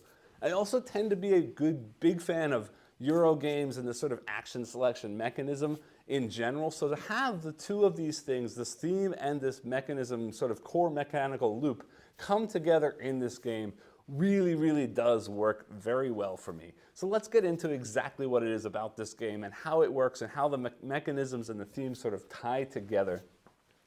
At its core, this game is basically an action selection game, which means on my turn, I'm moving up on one of 3 different tracks, potentially triggering some kind of bonus based on where I move to, but then activating whatever the action is associated with the track. And I say whatever the action is, but it's actually one of 2 different actions. And there are sort of 2 main action areas with one in the middle. The first one is going to be the sort of construction action where I'm building out my festival grounds with a variety of different things. The one on the far other side of the board is the sort of band action where I'm trying to bring in bands for my festival. And I say those are the 2. The third action is the sort of project cards area, and the project cards, which I'll talk about a little bit later, the project cards sort of do both of those things, construction and bands, but they sort of give me an alternate way to get things done and sometimes to get both things done at the same time. So coming back to the first of those actions, the construction action. The construction action is all focused on building out the physical space of my festival. So the first action, the main action I can take here, is to spend money to buy features to add to my festival grounds. And that's things like food vendors, drink vendors, bathroom facilities, sort of photo opportunities, and other sort of attractions or amusements that go into my festival. And again, I spend money and I draft the tiles from the available tiles to me, and I place them out on my board, potentially triggering bonuses based on where I place things out, and then also getting things for me depending on what the thing was that I placed out on my festival. So things like food vendors and drink vendors are going to give me money. A bunch of the different things that sort of make my festival physically more attractive will give me amenities, which drives up my amenities track. Some of the things that I place out will simply just get me points for being attractive and bringing more people into my festival. So I'm trying to place these things out, triggering all of these different amenities track increases, points, and income for later on to spend money on other things. The secondary action at this location is going to be placing out stages on my festival grounds. And stages have to be placed out in special locations on the grounds, but they don't cost any money to be placed out. And when I choose them, I can choose the size of my choice as well to place out, which I'll talk about later in the band section, because certain bands will only play on different sizes of stage. Now, I do say that the stage is free, except that at the end of the game, you're going to score points based on the number of bands that are on the specific stages.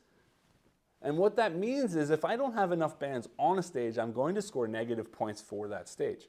So while it doesn't cost any money to build the stage, it does cost a sort of investment of points, because I'm basically taking negative points that, if treated well, will then graduate or grow into positive points at the end of the game. But if I neglect that stage, it will be negative points. So I am kind of paying with points instead of paying with money to place out those features. And thematically, I really enjoy how all of this works, because the features themselves, as I said, the food vendors and the drink vendors and so on are going to be earning me income. The more exciting things will be scoring me points as people are more excited about my festival. And then some of the things that will basically be called amenities are going to be pushing up. Yes, it's just pushing up a track, but it's pushing up the amenities track because of the way that I'm building out my festival. So already some of the theme is coming across in the mechanisms. Moving over to the band side of things, the main action on the band track is that I'm recruiting bands or buying bands, hiring bands, whatever word you want to use, to bring them into my festival to play at the festival. And the way that this is going to work is that each genre has a sort of value associated with that genre that's working on those volume dials on the board. And I have to spend money equal to sort of the band's core value times whatever that genre value is at the time. Which is interesting, because then when I bring the band in, Basically, my festival is becoming more attractive to people who like that genre of music, meaning that genre is then getting more valuable. Which means that in the future, if I want to hire more bands of that genre, they're going to be worth more because they know that they can sort of ask for more money because they're more important to be playing at my festival, which is very thematically cool, but also very mechanically cool because the value of things is increasing as more of that thing gets added into the game, which is fun to watch and fun to interact with.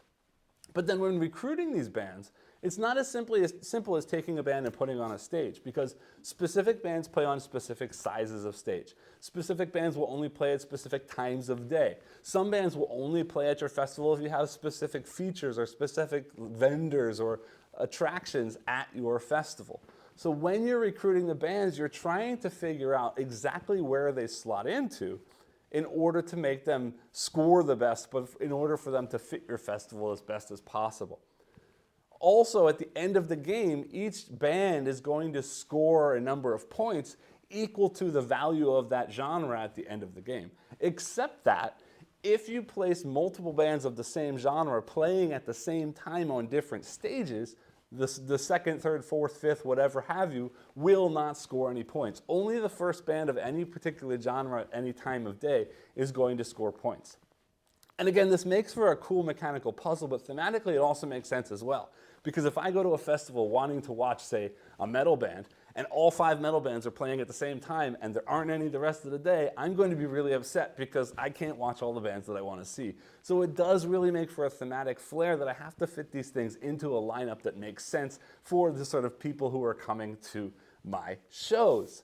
But then also that these bands will only play at certain times of night and on certain sizes of stage, and it's not always the same sort of combination. It's not like this band will play at any time on this stage and this band will play at any time on a different stage.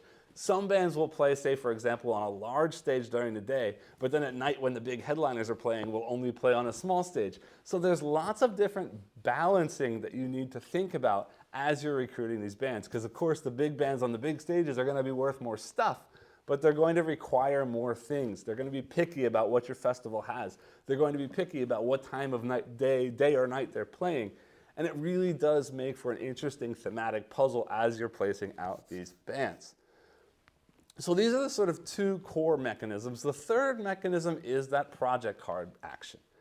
And the project card action is the way that you're able to do sort of more interesting band actions and more interesting construction actions, and sometimes a combination of the 2 of them.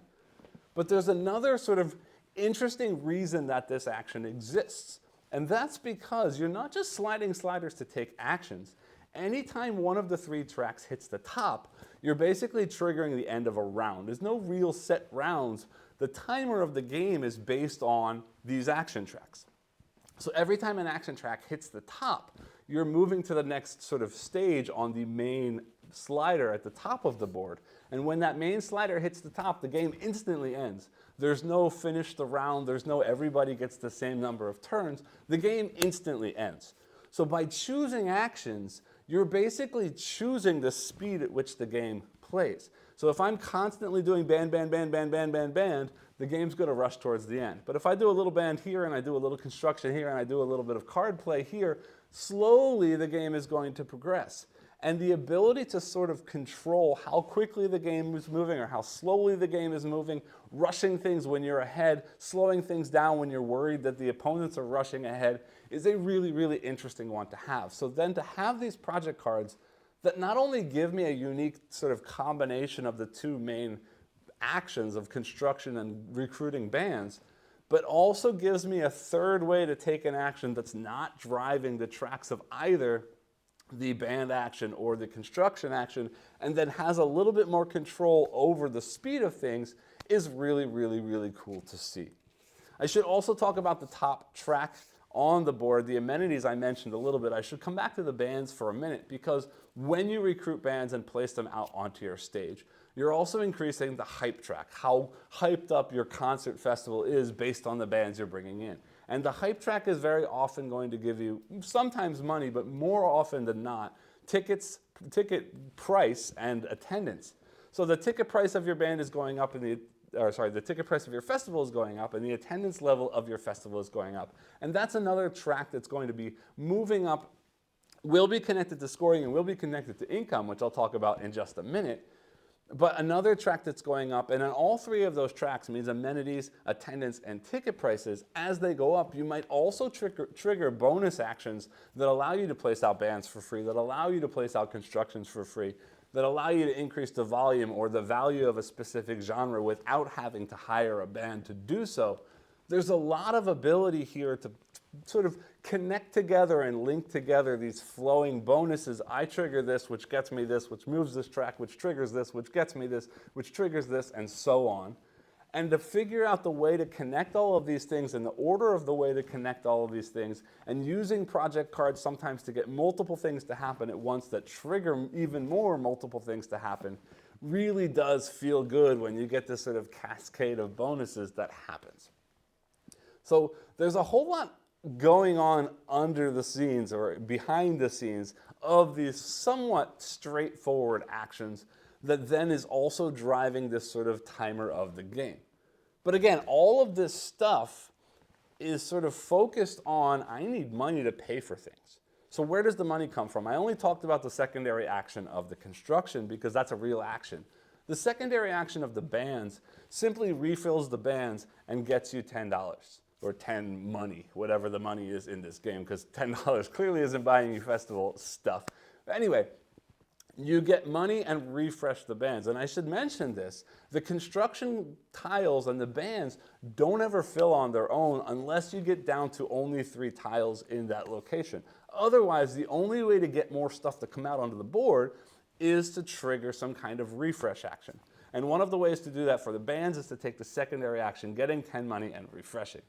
Then coming to the project cards, the secondary action there lets you take a project card from the board into your hand, which for the most part doesn't really do too much except it prevents the opponent from getting a card you might want. And it also potentially lessens the cost of something because there are 2 spaces on the board that increase the cost of a project card if you play one from there. But otherwise, normally you can play from your hand or from the board if you're taking a project card action. But the secondary action not only lets you draw one of those cards into your hand, it also then lets you discard as many of those cards as you want to get money from getting rid of those cards. Scrapping projects to basically get more money thematically. So those are some little ways to get money, but realistically, that's not going to be the way that you have enough money in order to get things done. The other way, the main way that you're getting money in this game is when those tracks hit the top, trigger a new round, moving the main slider up 1, that track resets back to its starting level based on player count, and you trigger an income round, also refilling whatever section is being triggered at that point.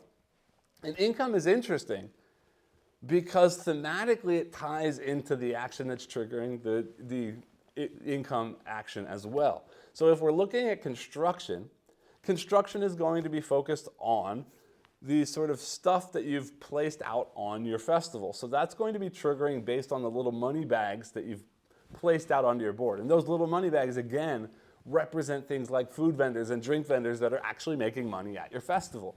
So if you trigger the end of round on the construction action, you're getting money from all of the vendors that you've placed out in your festival.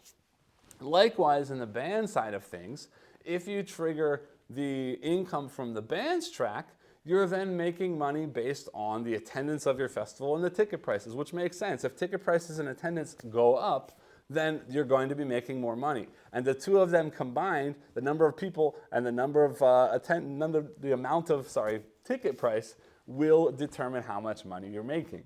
So then you're triggering income based on, again, attendance level and ticket prices, which are 2 of those tracks you're driving up as you're placing things out, as you're increasing your hype track. And then in the project card section, if you trigger the end of round that way, then you get to choose which of your 2 income streams you're going to receive money from. So it does sort of tie everything together with that sort of project card slot connecting into everything. So there really is this really interesting timing mechanism running through this game as to, I take an action because I want to take an action. I might take an action because I want to prevent my opponent from taking something that's out on the board. I might take an action to get money. I might trigger a round to rush the end of game. I might hold back on triggering a round to slow down the speed of the game. But I might need more money, so then I do want to trigger the end of the round to trigger the income phase to get more money back so that I can do more things. And this combination of when do I have money, when do I spend money, when do I rush the game, when do I slow the game, when do I focus on building out my physical festival, when do I focus on filling in the slots of the stages, really makes for an interesting decision space. Now, I am making points, scoring points, based on specific features that I've put out. I am scoring points based on the genre value of each of the bands that I've scheduled, assuming they're not conflicting schedule-wise. I am scoring points based on how full each of my stages is, or how full the lineup on each of my stages is. And if that was all the game was, that would be interesting as is. But on top of all of that, there's also this goal, sort of goal focus. For every game you play, there are 4 different goals, 2 A's and 2 B's. And in a multiplayer game, there's 2 types of each goal. Some of the goals are sort of end game. Whoever has the most of a certain thing gets the points.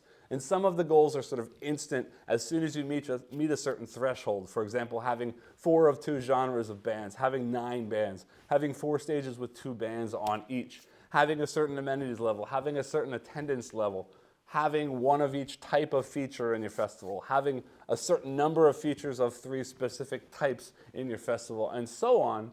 As soon as you do that, you would score. Now in the solo, it does get rid of the end game stuff. It's focused only on the instant trigger ones, but it really is nice to have these 4 specific goals that I'm focused on, that I'm not just trying to score points by making a nice stage lineup. I'm not just scoring points by trying to get a bunch of features into my festival, but every time I play, I've got these sort of 4 main things that I'm really focused on to get an extra boost in scoring. And it really means that every time I play, things feel quite a bit different because I'm trying to achieve different things while I'm also trying to make a really cool music festival along the way as well. So I'm really, really enjoying the timing aspect of this. I'm really enjoying the action selection. I'm really enjoying the physical just building of a festival of this. I really love these goals. But also you saw in my playthrough that I threw in a couple of modules. Now these modules are stretch goals, but fingers crossed, the campaign seems to be doing well as I record this video, so I'm very hopeful that all of these modules will be included, because the first one is the solo mode, which I'll talk about last, actually. I did play with 2 other modules on top of the solo mode, and those were the sort of advanced setup and the events. The advanced setup is one that I will never play without, because while it does shrink the starting stage from a size 2 stage to a size 1 stage, that doesn't really change too much. It also allows you to sort of draft the project cards that you're starting with, which is nice, but again, not super game changing. But what I love most about the advanced setup is you also get 2 private goals. And the private goals are focused on sort of specific patterns of specific features on the map of your festival. And the other one is sort of focused on the specific lineup of a single stage, or any single stage in your festival, that you have specific genres at specific times, or at least specific sort of patterns of genres at specific times on your stage.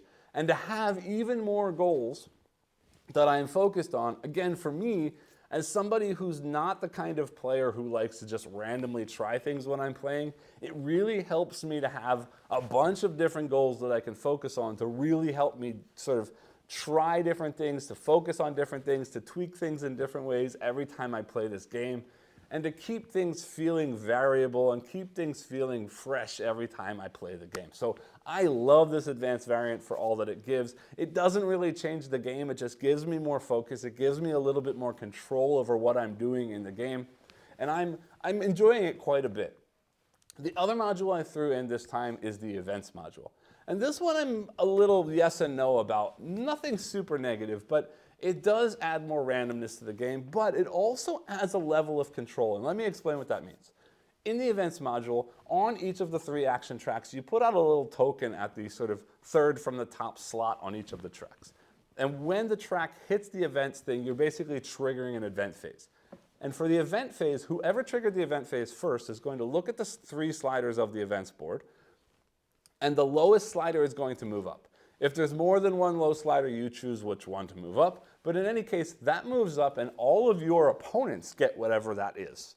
And then you, again, get to choose any of the 3 sliders to move up once for yourself, you then personally taking whatever that one gives you.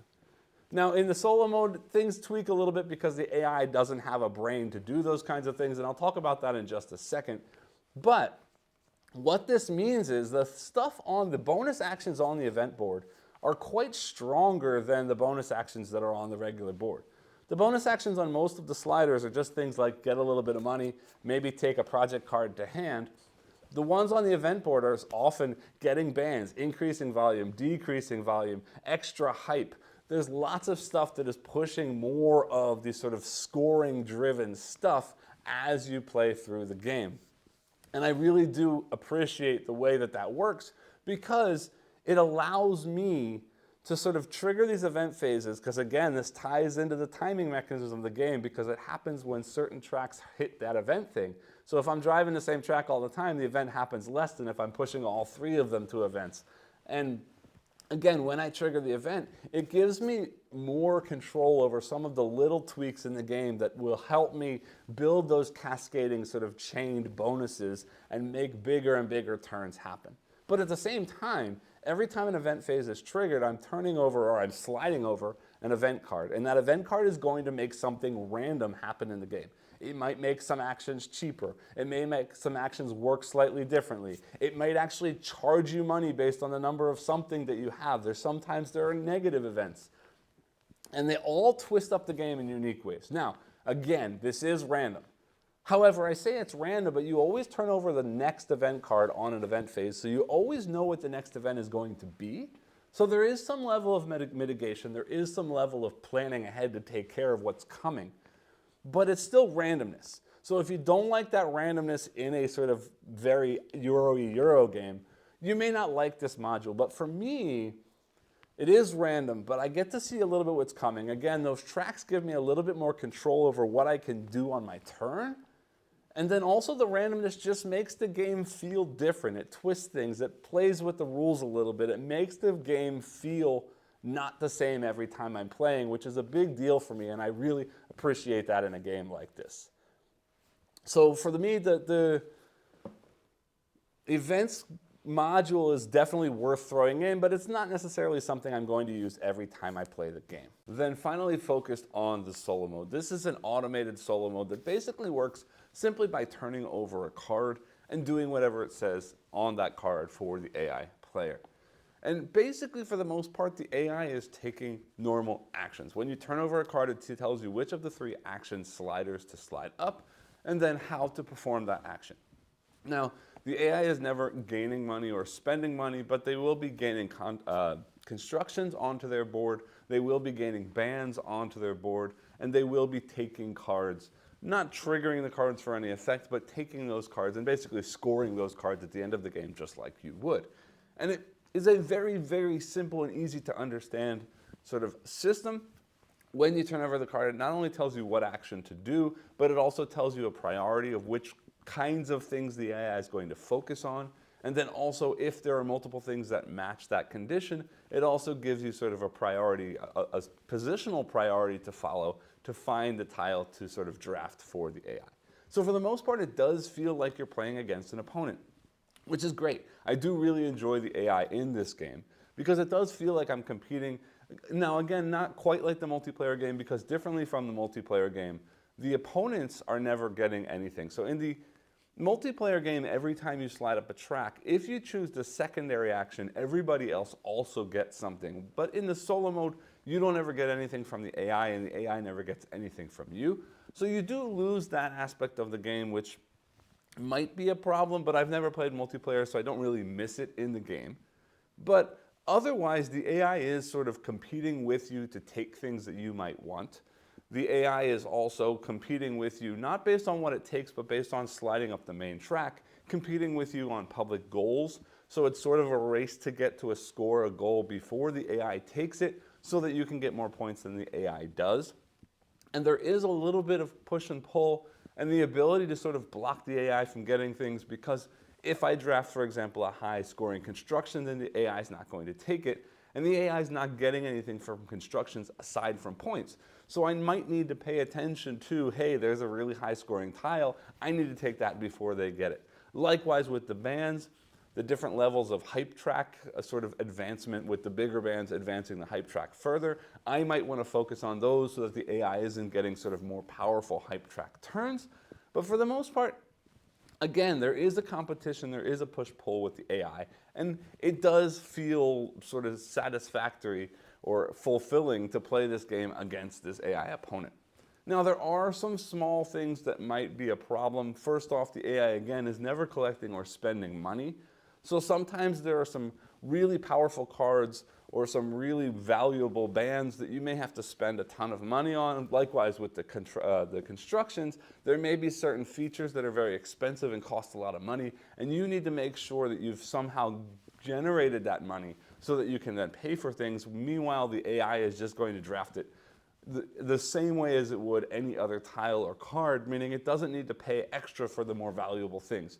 So sort of semi-randomly, the AI might get stuff that you would have to struggle to get simply just because they drafted away. But that also sort of adds to some part of the game, because it does make me pay attention to, hey, if there's some really powerful stuff out there and I have the ability to take it myself, I need to work to stop the AI.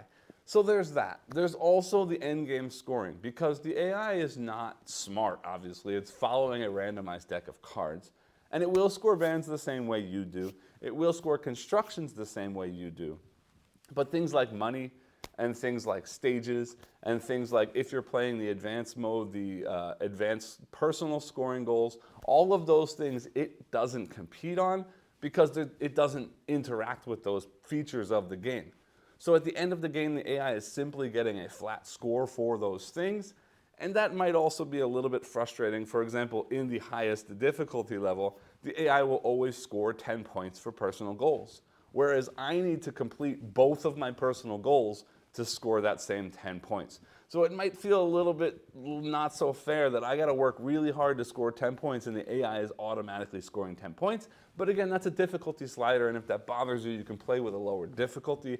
And realistically, I've never really found it to be a problem because the AI is not smart enough to score the sort of chaining combo scoring that you might be in other places based on the things that you're placing out. So there is some push-pull there, but I just want to point out there is some randomness. There is a little bit of cheating by the AI, but in my plays, it's never really bothered me because it does, again, still feel like I'm playing against an opponent that does have some level of sort of mitigation of what I can do to prevent them from doing things, but also some sort of push your luck feeling of, hey, I need to get this stuff done before the AI randomly takes it. And thinking about that, it also has the same kind of push-pull, push your luck kind of feeling as far as the timer of the game is concerned. Because remember, the main timer is triggered based on the 3 action tracks. And every time you finish an action track, it advances the sort of timer of the game. Well, the AI is doing the same thing, which means that if the AI keeps taking specific actions, it's going to advance that timer. And if it spreads out its actions, it won't. But you don't know when that's going to happen. So it makes for some really good moments. And you saw one in my playthrough where I really want to get something done before the end of the game, and I'm crossing my fingers that the AI doesn't take a specific action, and if it does, then oh my god, that's the end of the game. And I think that's the same kind of feeling you'd probably get in a multiplayer game, playing against other people who are sort of paying attention to that time track. So again, I really enjoy the AI. In this game, one last small thing about the AI is the events module, because you can use that with the AI as well. They've got a secondary deck for the events module, because again, the AI can't decide which of the sliders to move up. So the card that you flip over is going to tell you which of those sliders to move up, but also the AI doesn't take what happens on that board. The AI instead gets some kind of bonus from the bottom of the card that they flipped over. And again, it does feel a little bit cheaty, but it doesn't really bother me that much because again, the AI is also not taking advantage of these special actions or events that come out. It just gets small plus or minus flat points from those event cards as well. Does it kill the expansion module or the events module? I don't think so. It still feels fun for me, but again, I haven't played it multiplayer to compare to see if it sort of feels much better multiplayer than it does as an AI solo experience. But there's that sort of, warning to you that it might feel bad if that's not the kind of thing that you like in a game. For me, not a problem. Also want to point out that the AI called the Jukebot is not just an AI for solo. You can actually throw it into a 2-player or 3-player game as an additional opponent, which I think is really cool because it really is just another character playing the game or another person playing the game. So you can sort of spread out or expand the player count of smaller player count games. So I think that's really cool as well. So overall, this game is one that I'm really, really loving. The theme, again, works perfectly for me. The mechanisms and how everything ties together, this sort of push your luck, this sort of chaining of combos and bonuses, this action selection, the idea that there's a sort of tile laying building aspect to the game. There's this cool sort of timeline slotting in of bands onto stages. Everything together makes for a package that I'm really, really, really enjoying. If this seems like something you might be interested in, definitely check the link down below. If you catch this as I posted, it is now currently live on Kickstarter. Remember, this is a new publisher. If you don't back it on Kickstarter, there's always the chance you won't be able to get it because I'm not sure it's hitting retail. And also, remember things like the solo mode, the events module, the advanced setup module are all stretch goals in this campaign. So the more people that back this thing or pledge on this campaign, the more likely it is we'll see some of these cooler features added into the game. Fingers crossed they are, because I do enjoy everything that I've played in this game. As always, I hope that this video was helpful for you. If it was, I do ask that you hit the like, subscribe, and click the bell icon below, and I'll see you all next time.